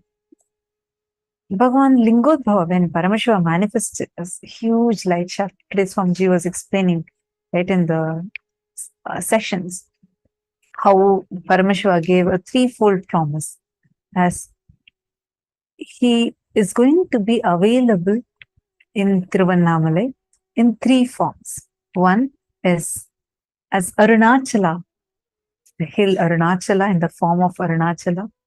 And second, as Arunachaleshwara Linga.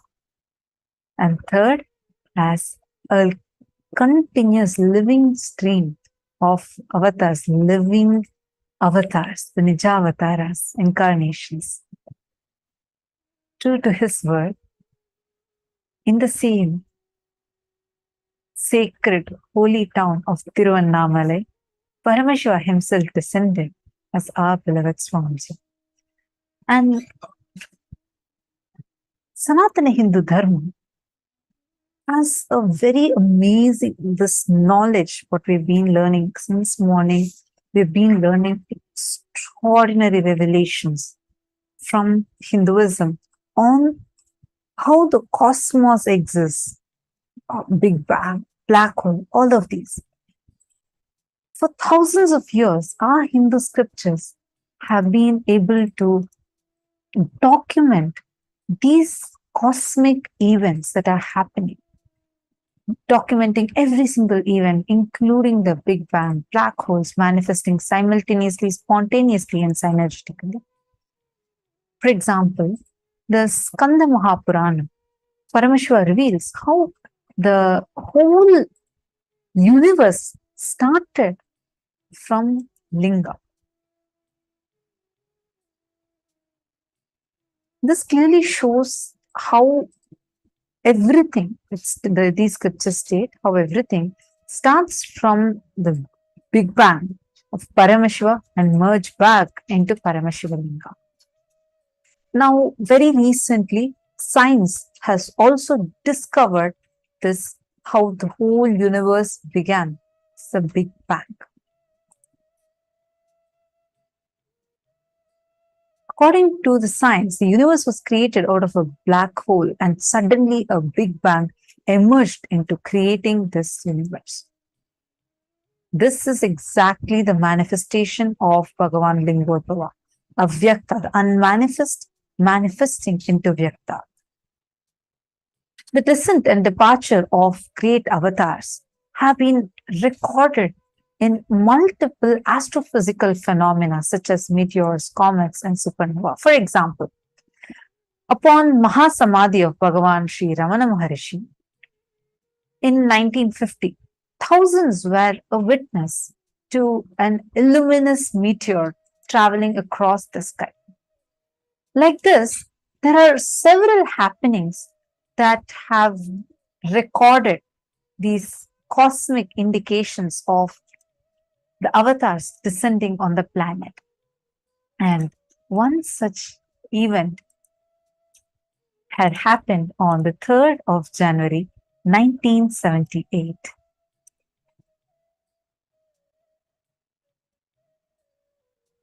As an answer to the prayer of millions in the modern day, Paramashiva himself descended into the human form, leaving an undeniable record of his happening in the night sky.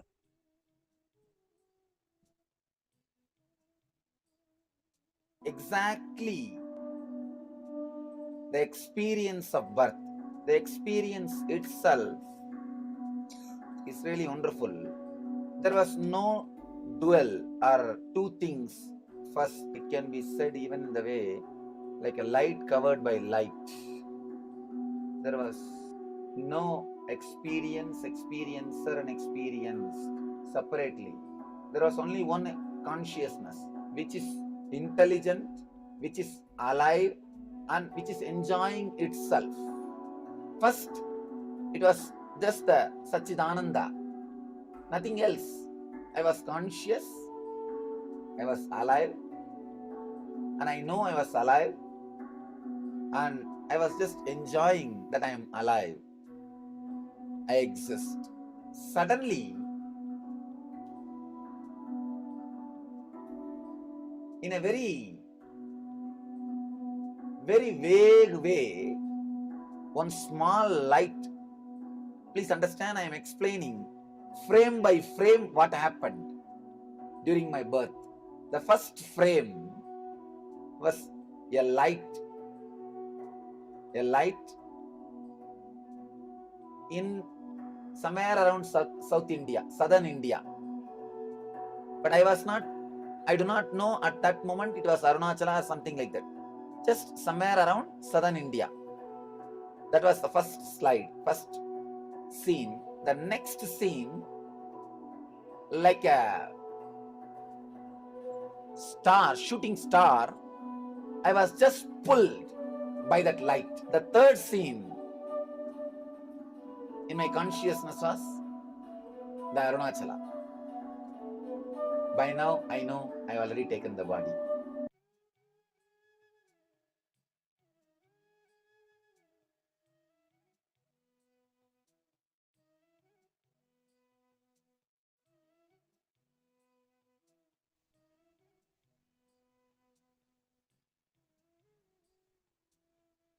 On this very day, exactly as Swamiji had described, that was an extremely beautiful happening.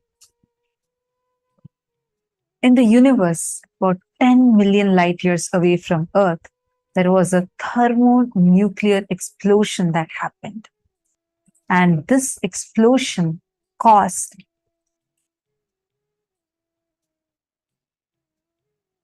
one of the brightest supernovas ever. And this was visible to the naked eye on the planet Earth. And this was the exact time when Swamiji had descended on this planet. And now all of us are going to be receiving the darshan of this very form of Paramashiva, Lingodhbava, where he himself has come down as our beloved Swamiji. Please sit with your head, neck and spine in a straight line. Close your eyes. Enter into a deep meditative space. Chant the Mahavakya. Om Nithyananda Paramashivam.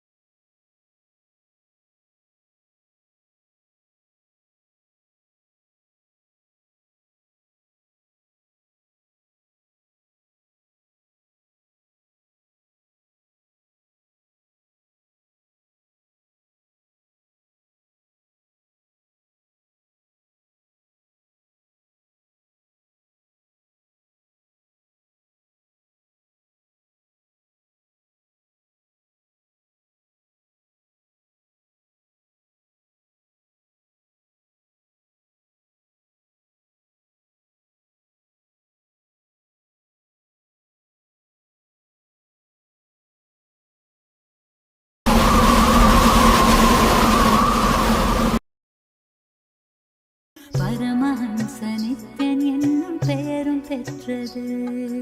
பரமஞான ஒளியின் குழந்தை ஜொலி ஜொலித்தது. பரமஹம்ச நித்யன் என்னும் பெயரும் பெற்றது. ஆரீரோ ஆரீராரீராரீரோ ஆரீரோ ஆரீராரீராரீரோ ஆரீரோ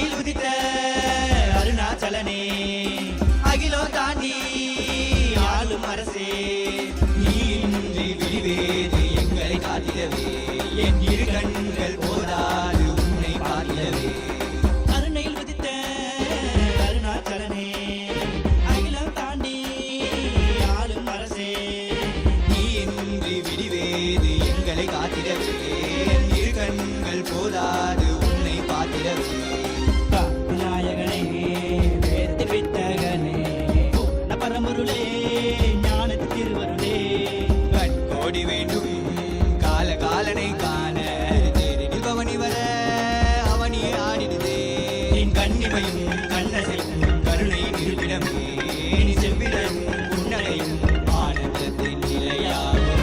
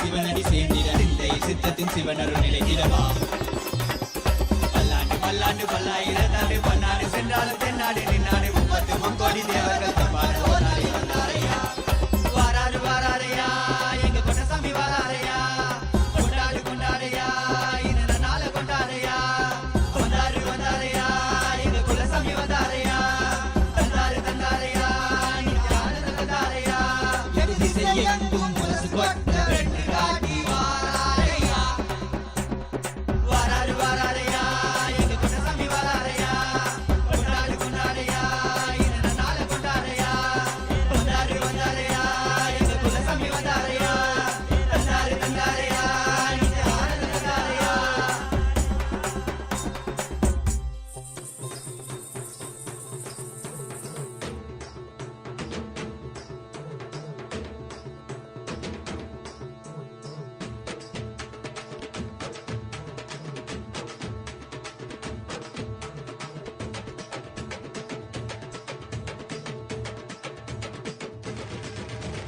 வெள்ளிமலை கைலை விட்டு நித்யானந்தனே தங்கமலை அருணை வந்தாய் நித்யானந்தனே வெள்ளிமலை கைலை விட்டு நித்யானந்தனே தங்கமலை அருணை வந்தாய் நித்யானந்தனே நித்யானந்தனே நீ பரபிரம்மானந்த ஞானி ஆனந்தானுபவத்தை இங்கு அருள வந்த சாமி நித்யானந்தனே நீ பரபிரம்மானந்த ஞானி ஆனந்தானுபவத்தை இங்கு அருள வந்த சாமி வெள்ளிமலை கைலை விட்டு நித்யானந்தனே தங்கமலை அருணை வந்தாய் நித்யானந்தனே வெள்ளிமலை கைலை விட்டு நித்யானந்தனே தங்கமலை அருணை வந்தாய் நித்யானந்தனே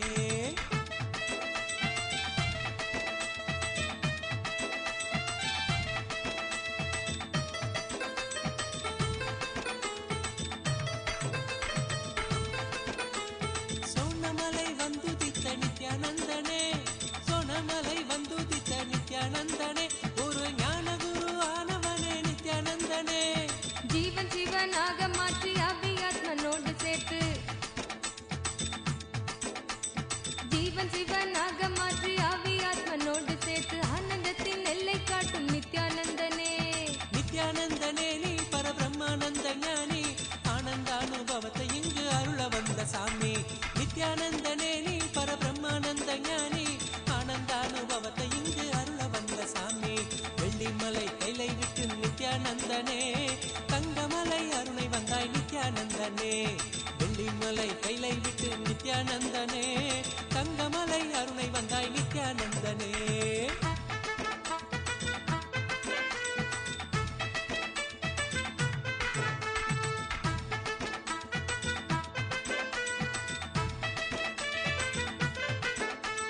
ஞானமெனும் ஆனந்த தீபம் ஏற்றியே ஞானமெனும் ஆனந்த தீபம் ஏற்றியே எங்கள் வாழ்வில் இன்ப ஜோதியான நித்யானந்தனே அகந்தையற்ற காம குரோதம் அனைத்தும் இங்கு மாய்ந்து போக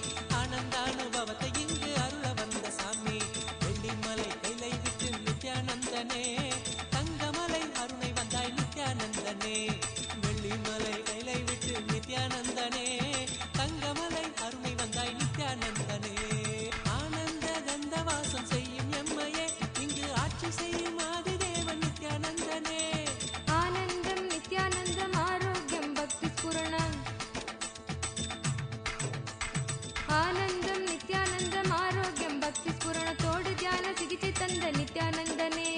நித்யானந்தனே நீ பரபிரம்மானந்த ஞானி ஆனந்த அனுபவத்தை இங்கு அருள வந்த சாமி. நித்யானந்தனே நீ பரபிரம்மானந்த ஞானி ஆனந்த அனுபவத்தை இங்கு அருள வந்த சாமி. வெள்ளிமலை கைலை விட்டு நித்யானந்தனே தங்கமலை அருளை வந்தாய் நித்யானந்தனே. நித்யானந்தனே நீ பரபிரம்மானந்த ஞானி ஆனந்த அனுபவத்தை இங்கு அருள வந்த சாமி. நித்யானந்தனே நீ பரபிரம்மானந்த ஞானி ஆனந்த அனுபவத்தை இங்கு அருள வந்த சாமி. அகமாகி ஜெகமாலும் ஆதிசக்தி நீ நித்ய அவதாரமாய் வந்து வாழும் சக்தி நீ. வல்வினைகள் வீட்டிடவே கொண்ட துயர் மாய்த்திடவே வல்வினைகள் வீட்டிடவே கொண்ட துயர் மாய்த்திடவே வாழ்வின் பொருளாக நின்ற நித்திய சக்தி நீ. நித்யானந்தனே நீ பரபிரம்மானந்த ஞானி ஆனந்த அனுபவத்தை இங்கு அருள வந்த சாமி. நித்யானந்தனே நீ பரபிரம்மானந்த ஞானி ஆனந்த அனுபவத்தை இங்கு அருள வந்த சாமி.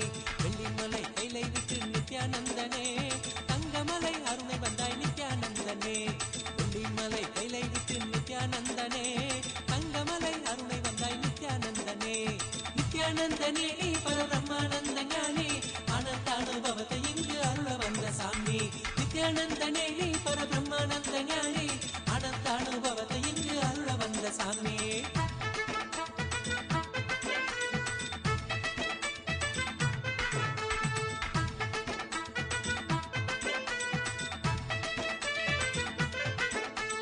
ஞானபீட தாரகையாம் நித்யானந்தனே எங்கள் வாழ்வில் சாரமானவனே நித்யானந்தனே. ஞான கருத்திலே திளைத்து வாழ்வில் பற்றுதல் கடக்க ஞான கருத்திலே திளைத்து வாழ்வில் பற்றுதல் கடக்க தாளினையே பற்றுகின்றோம் நித்யானந்தனே. நித்யானந்தனே நீ பரபிரம்மானந்த ஞானி ஆனந்த அனுபவத்தை இங்கு அருள வந்த சாமி. நித்யானந்தனே நீ பரபிரம்மானந்த ஞானி ஆனந்த அனுபவத்தை இங்கு அருள வந்த சாமி. வெள்ளிமலை கைலை விட்டு நித்யானந்தனே தங்கமலை அருணை வந்தாய் நித்யானந்தனே. வெள்ளிமலை கைலை விட்டு நித்யானந்தனே தங்கமலை அருணை வந்தாய் நித்யானந்தனே.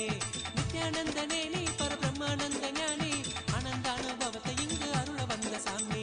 நித்யானந்தனே நீ பரபிரம்மானந்த ஞானி ஆனந்த அனுபவத்தை இங்கு அருள வந்த சாமி. ஆனந்த அனுபவத்தை இங்கு அருள வந்த சாமி.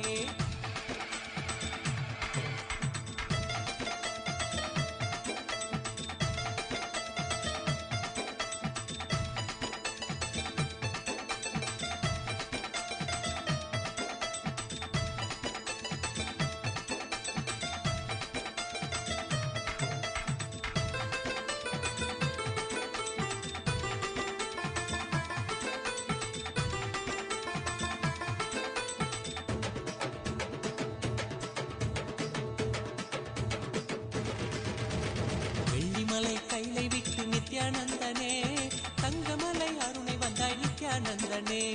வெள்ளிமலை கைலை விட்டு நித்யானந்தனே தங்கமலை அருணை வந்தாய் நித்யானந்தனே. நித்யானந்தனே நீ பரபிரம்மானந்த ஞானி ஆனந்த அனுபவத்தை இங்கு அருள வந்த சாமி.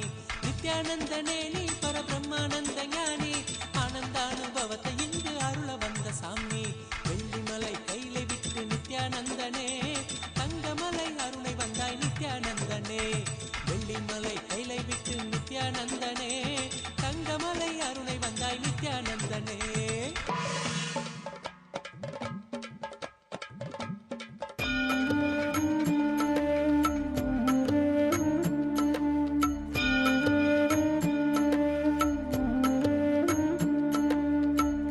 ஜென்மமாய் செய்த தவமோ உற்ற நண்பனாய் நித்யானந்தனும் வந்து உதித்தான் ஜென்மமாய் செய்த தவமோ உற்ற நண்பனாய் நித்யானந்தனும் வந்து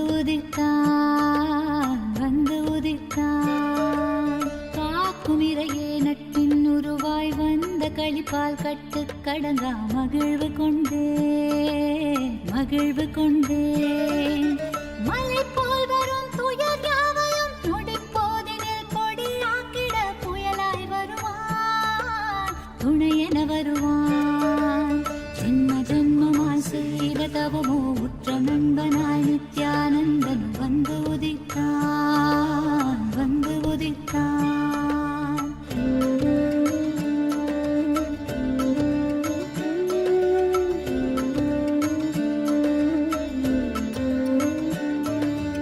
உடல் வாய்க்கும் நோய் வந்து போதும் உயிர் காக்கும் மருந்தாகி நின்றிடுவான் நின்றிடுவான். மனம் வாட்டும் இடர்கள் தீர இதம் சேர்க்கும் வார்த்தைகளை பேசிடுவான் அவன் பேசிடுவான். தலை தூக்கிடும் கருவங்களை தடம் மாற்றிட வெடிப்பான். தலை தூக்கிடும் கருவங்களை தடம் மாற்றிட வெடிப்பான். பின் கருணை மழையாய் பொழிவான் தினம் கருணை மழையாய் பொழிவான். பின் கருணை மழையாய் பொழிவான் தினம் கருணை மழையாய் பொழிவான். ஜென்ம ஜென்மமாய் செய்த தவமோ உற்ற நண்பனாய் நித்யானந்தன் வந்து உதித்தான் வந்து உதித்தான்.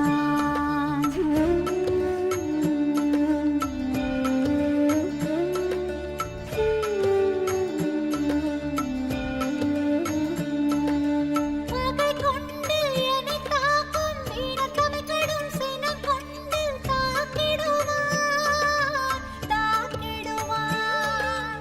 மிகை கொண்டு நட்பால் என் மனம் என்ன கண் முன்னே வந்திடுவான் வந்திடுவான். சூதெதுவும் அறியாதொரு மழலை மொழி பேசி சூதெதுவும் அறியாதொரு மழலை மொழி பேசி எந்தன் மகிழ்வை தளர்த்திடச் செய்வான். நித்தின் மகிழ்வை தளர்த்திடச் செய்வான். எந்தன் மகிழ்வை தளர்த்திடச் செய்வான். நித்தின் மகிழ்வை தளர்த்திடச் செய்வான். ஜென்ம ஜென்மமாய் ஜென்ம ஜென்மமாய் ஜென்ம ஜென்மமாய் ஜென்ம ஜென்மமாய் ஜென்ம ஜென்மமாய் செய்த தவமோ உற்ற நண்பனாய் நித்யானந்தன் வந்து உதித்தான் வந்து உதித்தான். The very form in which the entire cosmos assumed its form.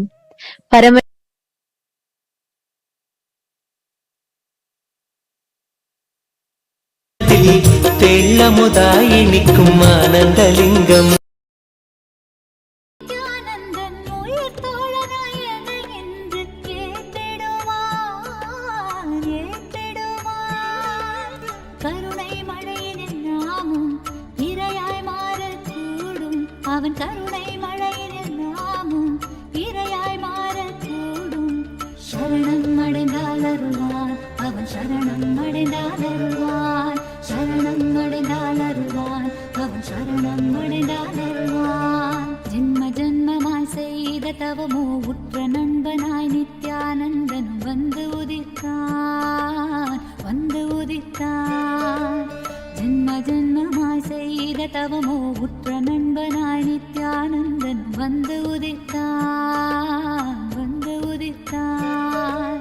காக்கும் இறையே நட்பின் உருவாய் வந்த களிப்பால் கட்டு கடங்கா மகிழ்வு கொண்டேன் மகிழ்வு கொண்டேன்.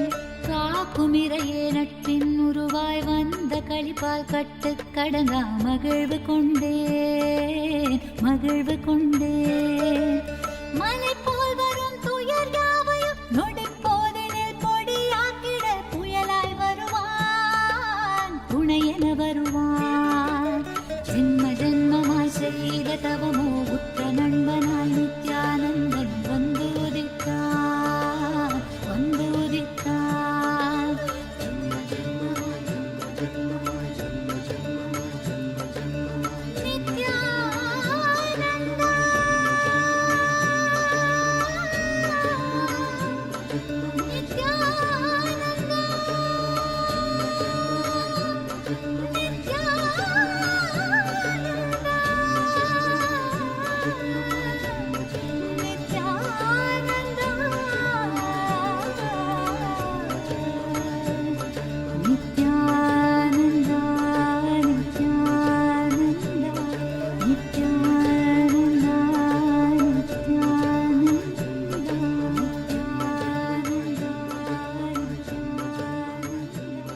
Murti form of Paramashiva. the very form in which Paramashiva assumed the form from the formlessness, where the avyakta became the vyakta, the unmanifest became manifest, the unseeable became seeable, the formlessness assumed form. In the kshetra, in the very place that the Paramavatara of Paramashiva, our beloved Swamiji, the supreme pontiff of Hinduism, incarnated in the sacred sthala of Tiruvannamalai. It was in this very place that Paramashiva manifested as Bhagavan Lingodhbava, Lingodhbava Murti, continuing to be available to the entire humanity as Arunachaleshwara Linga, Arunachala the hill, Arunachaleshwara Linga, and the continuous stream of living incarnations. The Paramavatara of Paramashiva, our beloved Swamiji, as the present incarnation of that unbroken lineage. During this darshan today, all of us can ask any prayers, especially pertaining to removing the malefic effects of the planets, planetary positions, doshas, all of it. So we are going to take a few minutes to take you all through the different avenues through which you can ask your prayers, blessings and boons requests to Swamiji. The first one is YouTube. Please head to KAILASA's SPH Nithyananda YouTube channel. If you're not yet subscribed, make sure to hit the subscribe button, click on the live video, hit the like button too, and in the live chat section, you can post your questions, prayers, and gratitude messages. You can even post your questions over there, and you will receive direct response from Swamiji himself. The next platform is WhatsApp. Please head to kailasa.org and scroll down and you will be prompted with the WhatsApp icon. Click on that and join the WhatsApp community through which you can post your prayers directly to Swamiji and receive direct blessings from Swamiji. The next is Twitter. Please head to KAILASA's SPH Nithyananda Paramashivam Twitter handle. Go to the topmost pinned tweet and as a reply to the pinned tweet, using the hashtag #AskTheAvatar, you can post your prayers, boons, as well as any questions that you have. Feel free to post it here. Take a few minutes, make sure you're following along with each of the steps. And next is Instagram. Please head to KAILASA's SPH Nithyananda Instagram handle. Click on the profile picture, which will lead you to the live video.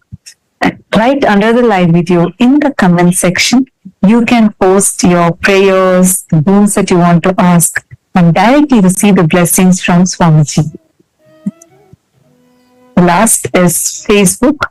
Please head to KAILASA's SPH JGM Nithyananda Paramashivam Facebook page. And if you're not yet following the Facebook page, make sure to hit the follow button, scroll down and go to the live video. In the live video, right under in the comment section, you can click and post any of your prayers and the boons that you want to receive blessings for from Swamiji. If you have your family members, near and dear ones, who are suffering through because of any doshas, due to some planetary positions, please invite them. Make sure they are also sitting right now with you and receiving this most powerful darshan. And today, as all of us are rejoicing this darshan, and we request all of you to use this opportunity, avail this opportunity, ask all your prayers, everything to Swamiji, whichever planetary positions, any doshas that you want to remove, ask all of that to Swamiji. And today, to all the Hindus, every one of you around the world, as part of the KAILASA's voting, Hindu voting, today the question for all the born and practicing Hindus are, how likely are you to make decisions in your life based on the Hindu astrology, the Jyotisha Shastra? How much impact do you think the science of astrology is currently having in your life. We request all of you to take a few minutes and let us know. You can, if you feel like, yes, 100%, you have a lot, it has a lot of influence in your life, or most likely 75%, you are likely to take some decisions relating to that, or very rarely, very rarely, like some occasions you depend on the Jyotisha, or no, you don't use at all. You can choose the option. We request all of you to head to this link, kailasa.org/Hindu-votes. And we welcome all the Chit Sabha members as well to let us know. You all also can head to this voting link and vote. And to all the Chit Sabha members of the House of Parliament, the question that we have for all of you today is, how important to you is the revival of these ancient sciences of Jyotisha and Vastu Shastras? How much significance do you think it will have in the everyday life of Hindus living around the world by knowing these sciences, through the revival of these sciences? You can let us know your thoughts. Your options are, yes, I think it is very important. Option 2 is, it would be nice to have, but I don't think it will make much of a difference. And option 3 is, no, I do not think it is important.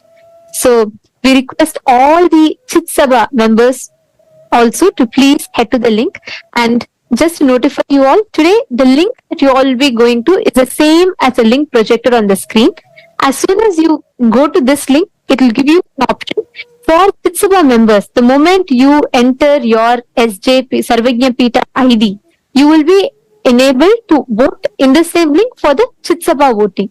So just to make sure that we're all clear and the process is seamless, we request all the Chit Sabha members as well to please head to the same link as you all see in the screen that is projected, kailasa.org/Hindu votes. And in that, you can go ahead and head to Rajya Sabha and vote in Rajya Sabha as well. And you will also see the options Chit Sabha voting, which is only exclusive for Sarvagnya Pita Yajaman, Sarvagnya Pita Kartas. And we request all of you to head to that link. You can type in your ID and you will be able to. We request all of you to take a few minutes, please. Now, let us all continue with powerful initiation and mission today.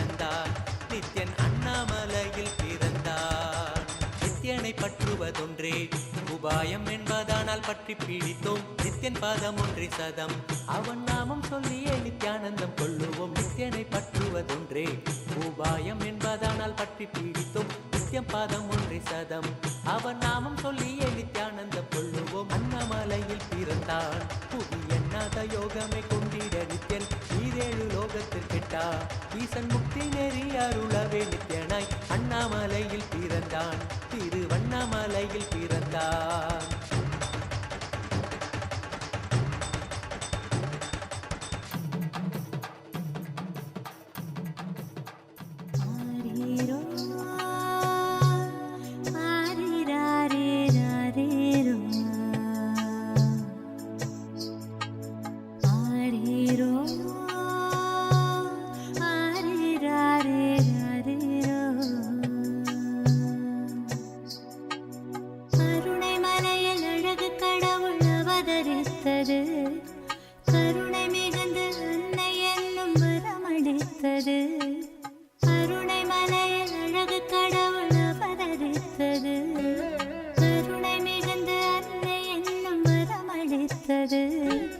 பரமஞான ஒளியில் குழந்தை ஜொலி ஜொலித்தது பரமஹம்ச நித்யன் என்னும் பெயரும் பெற்றது.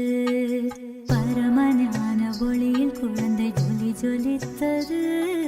பரமஹம்ச நித்யன் என்னும் பெயரும் பெற்றது. அருணை மலையில் அழகு கடவுள் அவதரித்தது. அருணை மலையில் அழகு கடவுள் அவதரித்தது. கடவுள் அவதரித்தது. கடவுள் அவதரித்தது.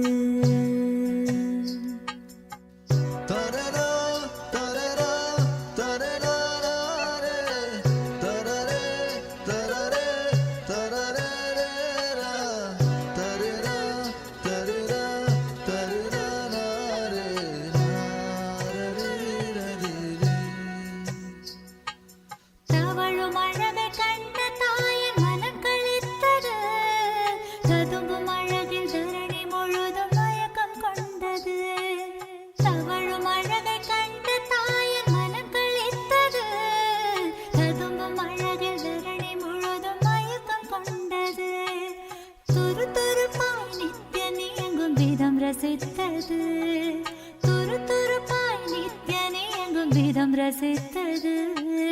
தங்க மகன் நித்யன் தெய்வம் என்றுணர்ந்தது. தங்க மகன் நித்யன் தெய்வம் என்றுணர்ந்தது. கருணை மலையில் அழகு கடவுள் அவதரித்தது. கருணை மலையில் அழகு கடவுள் அவதரித்தது. கடவுள் அவதரித்தது. கடவுள் அவதரித்தது.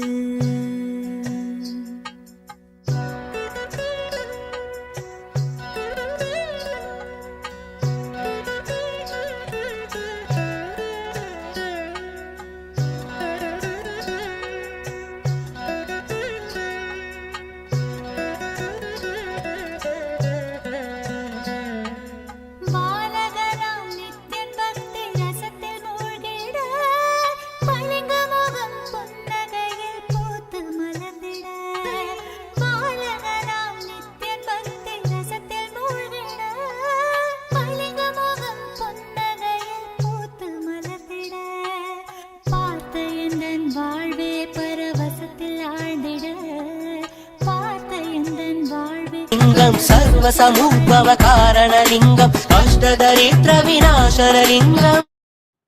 Om. Om. As the ultimate manifestation of Paramashiva's Lingodhbava Murti, I bless you all with Paramadvaita. Today, I'll awaken all of you to the experience of cosmology, the whole cosmos and cosmology. I'll awaken the 9 points in your brain which corresponds to 9 planets. You will be showered with the blessings of Navagrahas and the whole cosmos. All the malefic effects of the planets and doshas, all will be removed through this initiation. Sarva Mangala Praptirastu.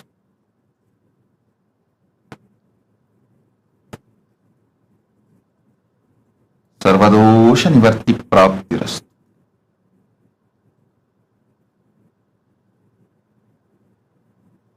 Om. Om. Om.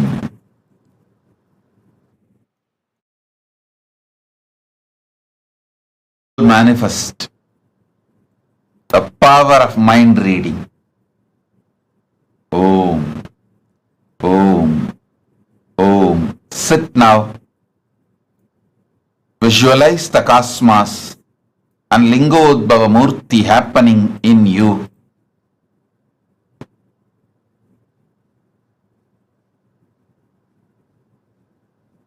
Om, Om, Om.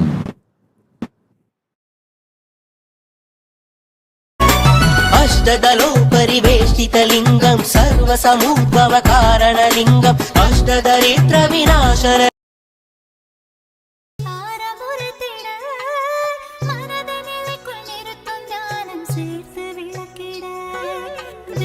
கருத்தில் அன்னை எந்தன் மதிமயங்கிட தெய்வ கருத்தில் அன்னை எந்தன் மதிமயங்கிட கடல்கள் பற்றி ஆனந்தமாய் சரணடைந்திட கடல்கள் பற்றி ஆனந்தமாய் சரணடைந்திட கருணை மலையில் அழகு கடவுள் அவதரித்தது கருணை மிகுந்த அன்னை என்னும் வரமளித்தது கருணை மலையில் அழகு கடவுள் அவதரித்தது கருணை மிகுந்த அன்னை என்னும் வரமளித்தது பரமஞான ஒளியில் குழந்தை ஜொலி ஜொலித்தது பரமஹம்ச நித்யன் என்னும் பெயரும் பெற்றது பரமஞான ஒளியில் குழந்தை ஜொலி ஜொலித்தது பரமஹம்ச நித்யன் என்னும் பெயரும் பெற்றது ஆரீரோ ஆரீராரீராரீரோ ஆரீரோ ஆரீராரீராரீரோ ஆரீரோ ஆரீராரீராரீரோ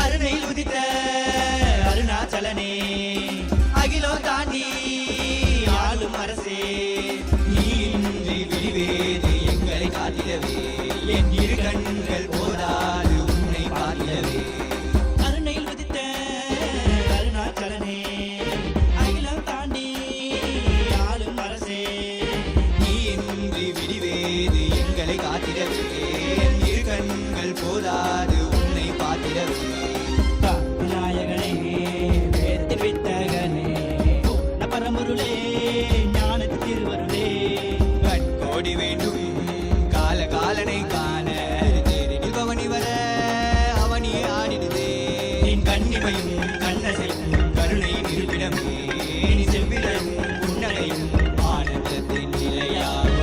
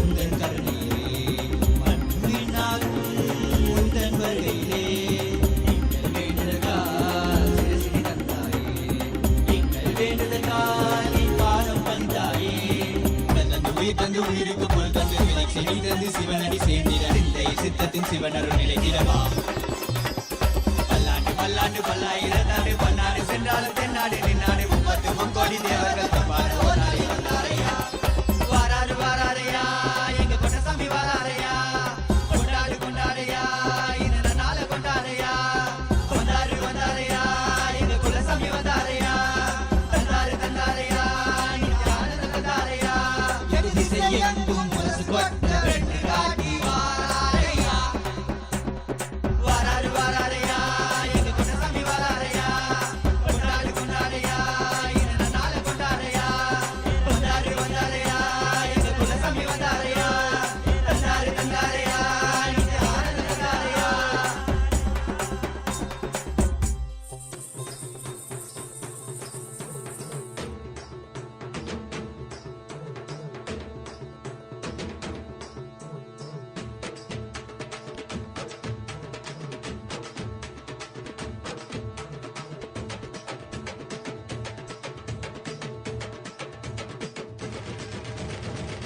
வெள்ளிமலை கைலை விட்டு நித்யானந்தனே தங்கமலை அருணை வந்தாய் நித்யானந்தனே வெள்ளிமலை கைலை விட்டு நித்யானந்தனே தங்கமலை அருணை வந்தாய் நித்யானந்தனே நித்யானந்தனே நீ பரபிரம்மானந்த ஞானி ஆனந்தானுபவத்தை இங்கு அருள வந்த சாமி நித்யானந்தனே நீ பரபிரம்மானந்த ஞானி ஆனந்தானுபவத்தை இங்கு அருள வந்த சாமி வெள்ளிமலை கைலை விட்டு நித்யானந்தனே தங்கமலை அருணை வந்தாய் நித்யானந்தனே வெள்ளிமலை கைலை விட்டு நித்யானந்தனே தங்கமலை அருணை வந்தாய் நித்யானந்தனே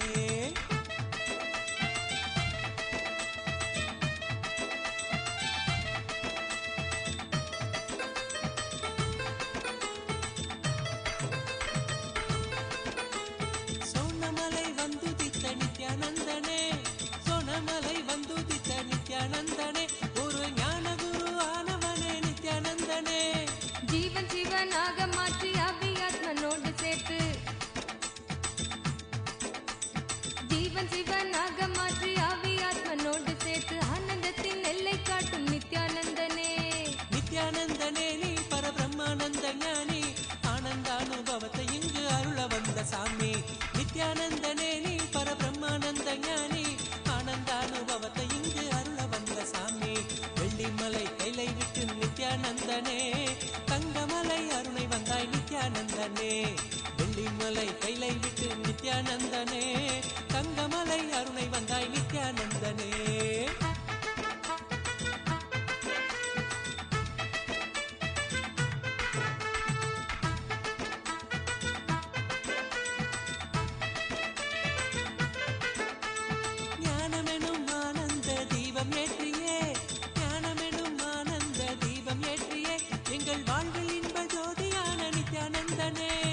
அகந்தையற்ற காம குரோதம் அனைத்தும் இங்கு மாய்ந்து போக அகந்தையற்ற காம குரோதம் அனைத்தும் இங்கு மாய்ந்து போக தியானந்தனை தானமாக தந்த தெய்வமே நித்யானந்தனே நீ பரபிரம்மானந்த ஞானி ஆனந்தானுபவத்தை இங்கு அருள வந்த சாமி நித்யானந்தனே நீ பரபிரம்மானந்த ஞானி ஆனந்தானுபவத்தை இங்கு அருள வந்த சாமி வெள்ளிமலை கைலை விட்டு நித்யானந்தனே தங்கமலை அருணை வந்தாய் நித்யானந்தனே வெள்ளிமலை கைலை விட்டு நித்யானந்தனே தங்கமலை அருணை வந்தாய் நித்யானந்தனே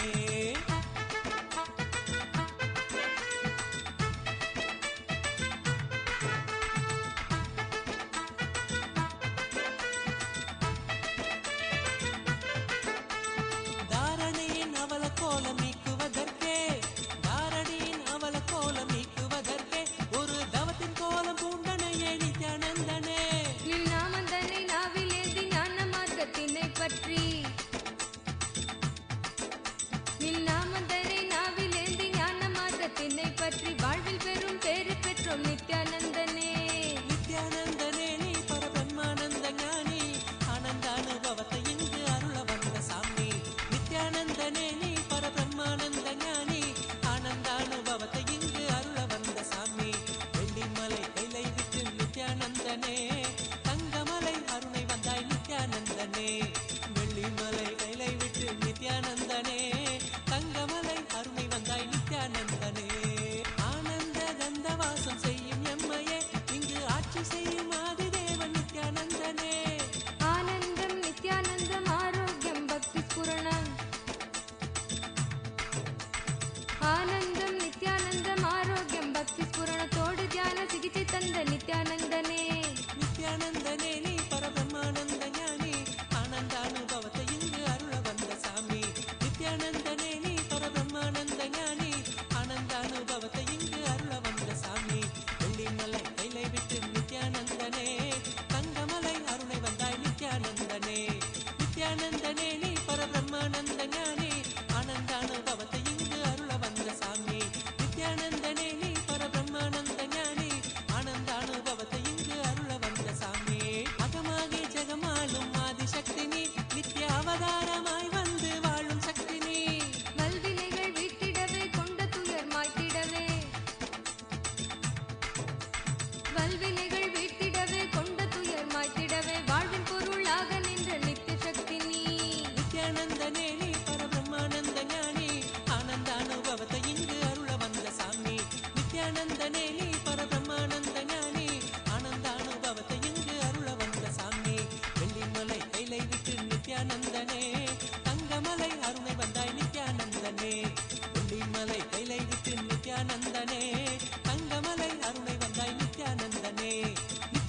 நித்யானந்தனே பரபிரம்மானந்த ஞானி அனந்தானுபவத்தை இங்கு அருள வந்த சாமி நித்யானந்தனே பரபிரம்மானந்த ஞானி அனந்தானுபவத்தை இங்கு அருள வந்த சாமி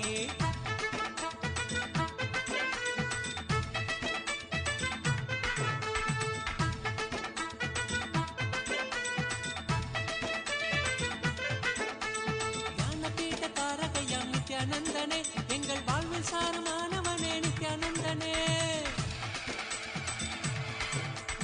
ஞான கருத்திலே திளைத்து வாழ்வில் பற்றுதல் கடக்க ஞான கருத்திலே திளைத்து வாழ்வில் பற்றுதல் கடக்க தாளினையே பற்றுகின்றோம் நித்யானந்தனே நித்யானந்தனே நீ பரபிரம்மானந்த ஞானி ஆனந்தானுபவத்தை இங்கு அருள வந்த சாமி நித்யானந்தனே நீ பரபிரம்மானந்த ஞானி ஆனந்தானுபவத்தை இங்கு அருள வந்த சாமி வெள்ளிமலை கிளை விட்டு நித்யானந்தனே தங்கமலை அருளை வந்தாய் நித்யானந்தனே வெள்ளிமலை கைலை விட்டு நித்யானந்தனே தங்கமலை அருளை வந்தாய் நித்யானந்தனே நித்யானந்தனே நீ பரபிரம்மானந்த ஞானி ஆனந்தானுபவத்தை இங்கு அருள வந்த சாமி நித்யானந்தனே நீ பரபிரம்மானந்த ஞானி ஆனந்தானுபவத்தை இங்கு அருள வந்த சாமி ஆனந்தானுபவத்தை இங்கு அருள வந்த சாமி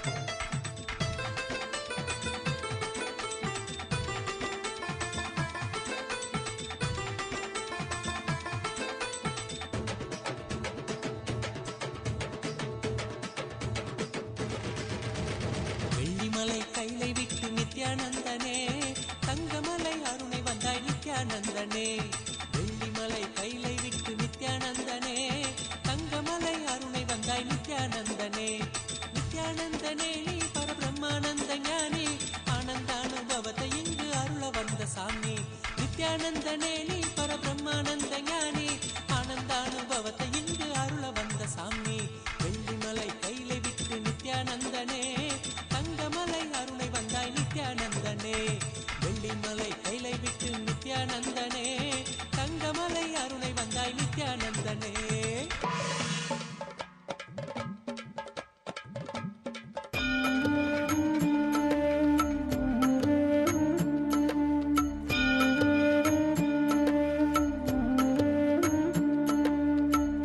ஜென்மமாய் செய்த தவமோ உற்ற நண்பனாய் நித்யானந்தனும் வந்து உதித்தான் ஜென்மமாய் செய்த தவமோ உற்ற நண்பனாய் நித்யானந்தனும் வந்து உதித்தான் காக்குமிரையே நட்பின் உருவாய் வந்த களிப்பால் கட்டு கடங்கா மகிழ்வு கொண்டே மலை போல் வரும் துயர் யாவையும் நொடிப்போதினில் பொடியாக்கிட புயலாய் வருவான் துணையென வருவான் ஜென்மமாய் செய்த தவமோ உற்ற நண்பனாய் நித்யானந்தன் வந்து உதித்தான்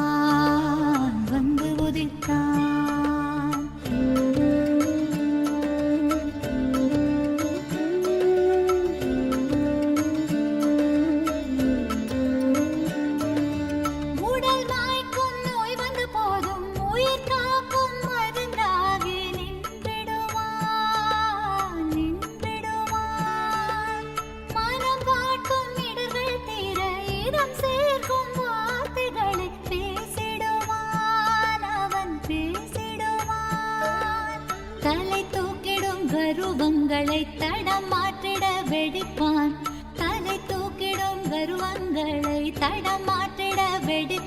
பின் கருணை மழையாய் பொழிவான் தினம் கருணை மழையாய் பொழிவான் பின் கருணை மழையாய் பொழிவான் தினம் கருணை மழையாய் பொழிவான் ஜென்மமாய் செய்த தவமோ உற்ற நண்பனாய் நித்யானந்தனும் வந்து உதித்தான்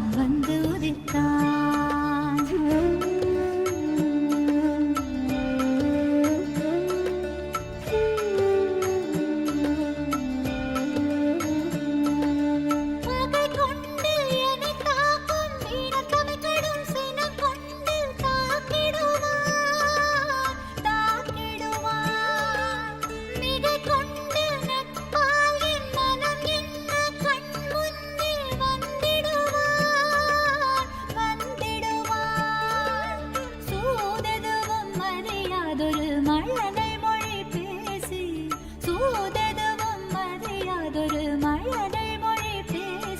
எந்தன் மகிழ்வை தளர்த்திடச் செய்வான். நித்தின் மகிழ்வை தளர்த்திடச் செய்வான்.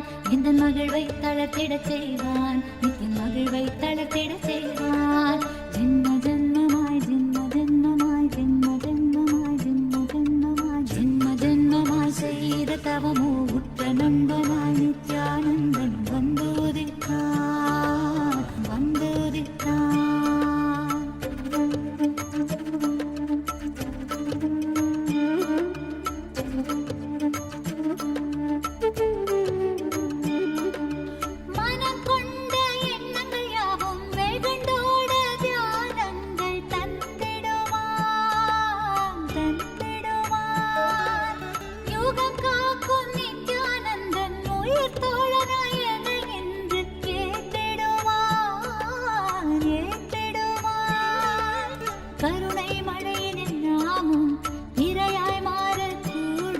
அவன் கருணை மழையினில் நாமும் இரையாய் மாறக்கூடும்.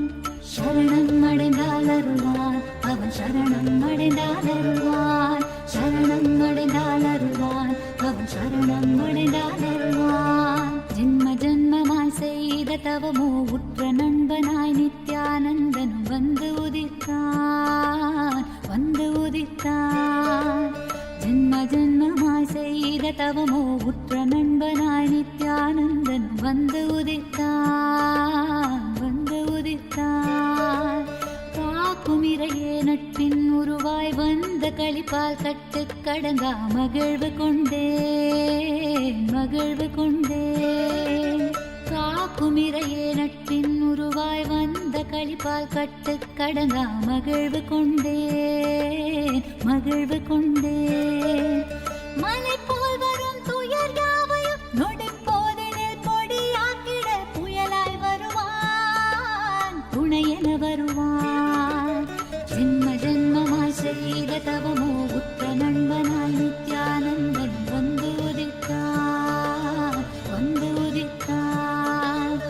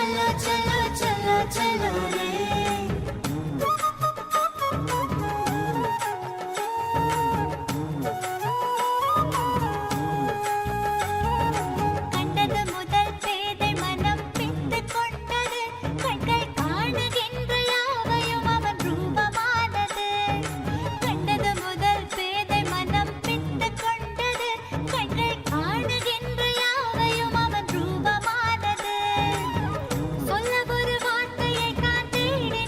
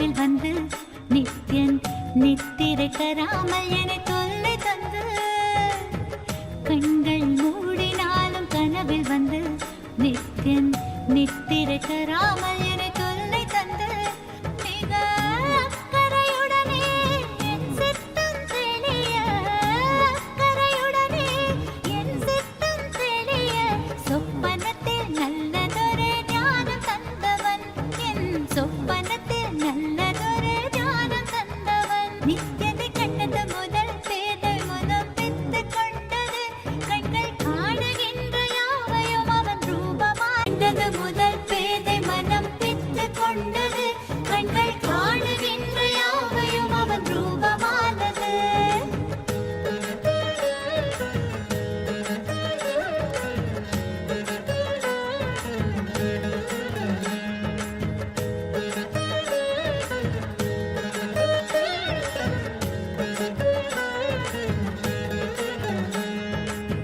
கொஞ்சம் மொழியால் என்னை பக்கம் அழைப்பான் சென்றவுடன் இல்லை என்று மாற்றி உதைப்பான் கொஞ்சம் மொழியால் என்னை பக்கம் அழைப்பான் சென்றவுடன் இல்லை என்று மாற்றி உதைப்பான் எப்படி உரைத்தால் என்ன நித்யனவன் உளம் கவர்ந்தான் செப்படி வித்தை செய்தால் என்ன பித்தனவன் அன்பால் அணைத்தான் என்னை பித்தனவன் அன்பால் அணைத்தான் அவனை கண்டது முதல் பேதை மனம் பித்து கொண்டது கண்கள் காணுகின்ற யாவையும் அவன் ரூபமானது கண்டது முதல் பேதை மனம் பித்து கொண்டது கண்கள் காணுகின்ற யாவையும் அவன் ரூபமானது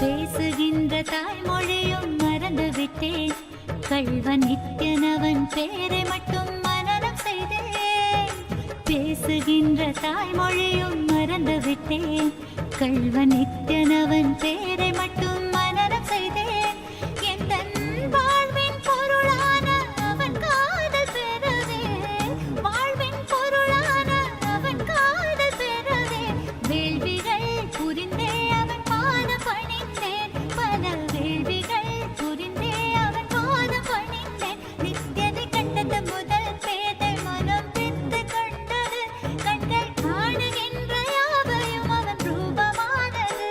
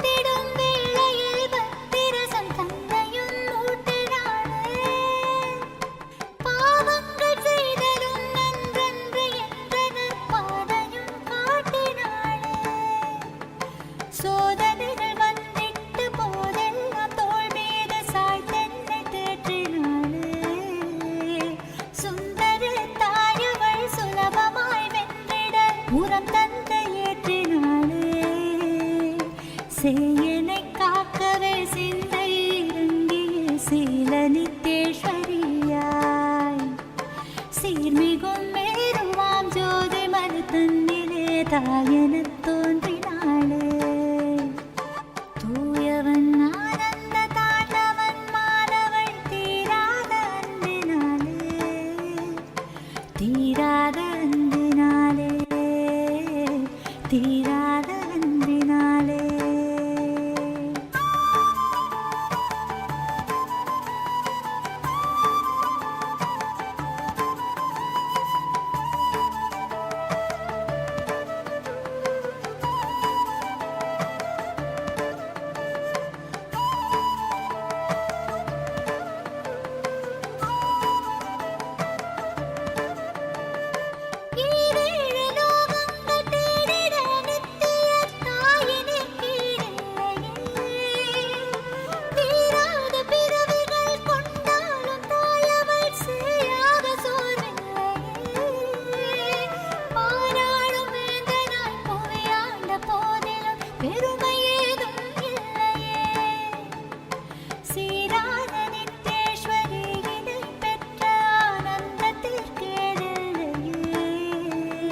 சேயனை காக்கவே சிந்தை இறங்கிய சீல நித்தேஸ்வரியாய் சீர்மிகும் மேருவாம் ஜோதி மலை தங்கிலே தாயன தோன்றினாளே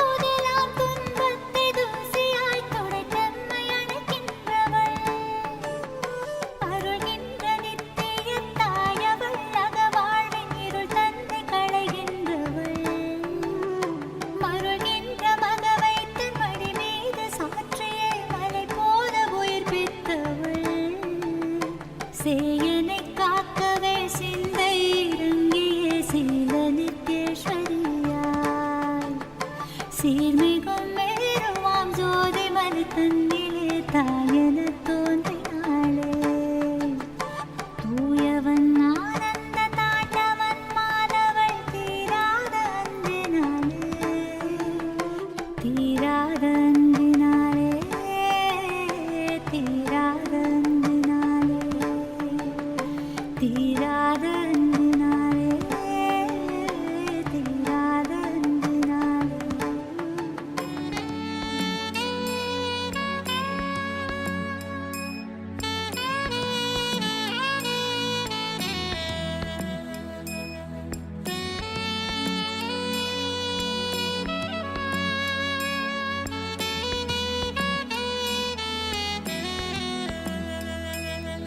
நித்யானந்தா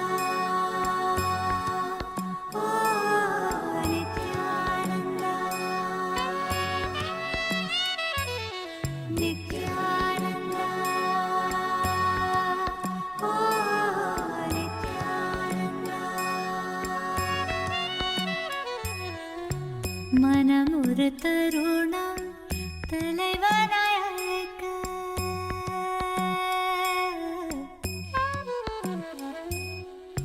மனம் ஒரு தருணம் தலைவனாய் அழைக்க கருணையில் நித்யன் கருணையில் இறங்கினான் மனம் ஒரு தருணம் தலைவனாய் அழைக்க கருணையில் நித்யன் கருணையில் இறங்கினான் அகமதன் இருளை க்ஷணமதில் கலைந்து மகதிட தியானமதை நித்யன் வழங்கினான் அகமதன் இருளை க்ஷணமதில் கலைந்து மகதிட தியானமதை நித்யன் வழங்கினான் பணிவோடு கனிவாய் அன்புடன் வணங்க நித்யனின் தாசன் நீ என அருளினான் பணிவோடு கனிவாய் தாசன் நீ என அருளினான். பிறவியின் உயர்ந்த பயனதை அடைய பரவசம் மிகுந்த நிலைக்கென்னை உயர்த்தினான். பிறவியின் உயர்ந்த பயனதை அடைய பரவசம் மிகுந்த நிலைக்கென்னை உயர்த்தினான். மனம் ஒரு தருணம் தலைவனாய் அழைக்க கருணைய நித்யம் அருணையில் இறங்கினான்.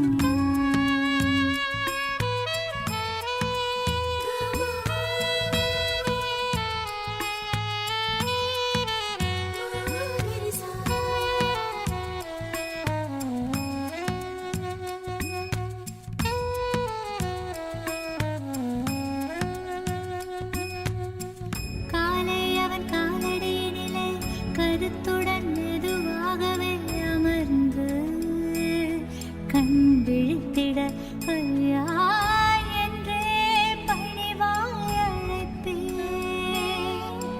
புத்தம் புது மலராய் மலர்ந்து சற்றே ஒரு புன்னகை பொறிந்து பித்தன் புவி காத்திடும் நித்யானந்தா. விண்ணோர் மண்ணோர் தோழும் ஈசன் நித்யாச்சலன் எனும் நேசன் பெருந்துயர் நீக்கிடும் நித்யானந்தா. மனமொரு தருணம் தலைவனாய் அழைக்க கருணைய நித்யம் அருணையில் இறங்கினான்.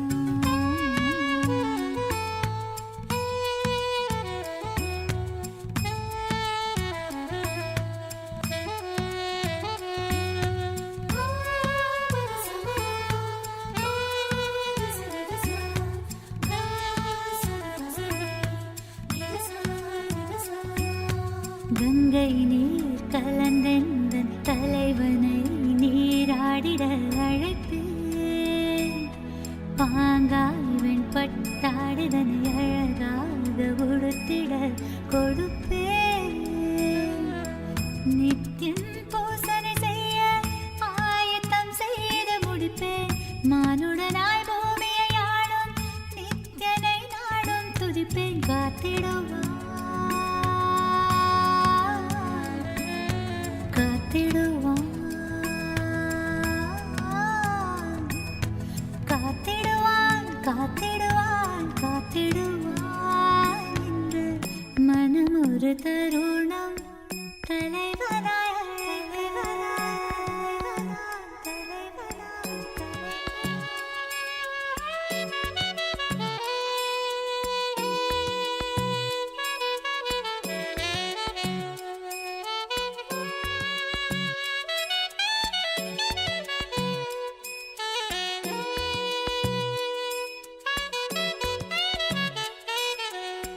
வாழ்வை வளமாகவே மாற்றும் ஞானம் தன்னை தந்தைமையேற்றும் நித்யம் சொற்பொழிவெல்லாம் தினம் தவறாது கேட்பேன்.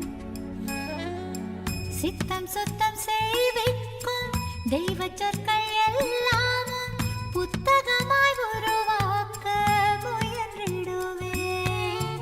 கோலாகலமாகவே இந்த பூமியை உயர்வித்த சித்தன் புகழ் என்றென்றும் பாடிடுவேன். மனம் ஒரு தருணம் தலைவனாய் அழைக்க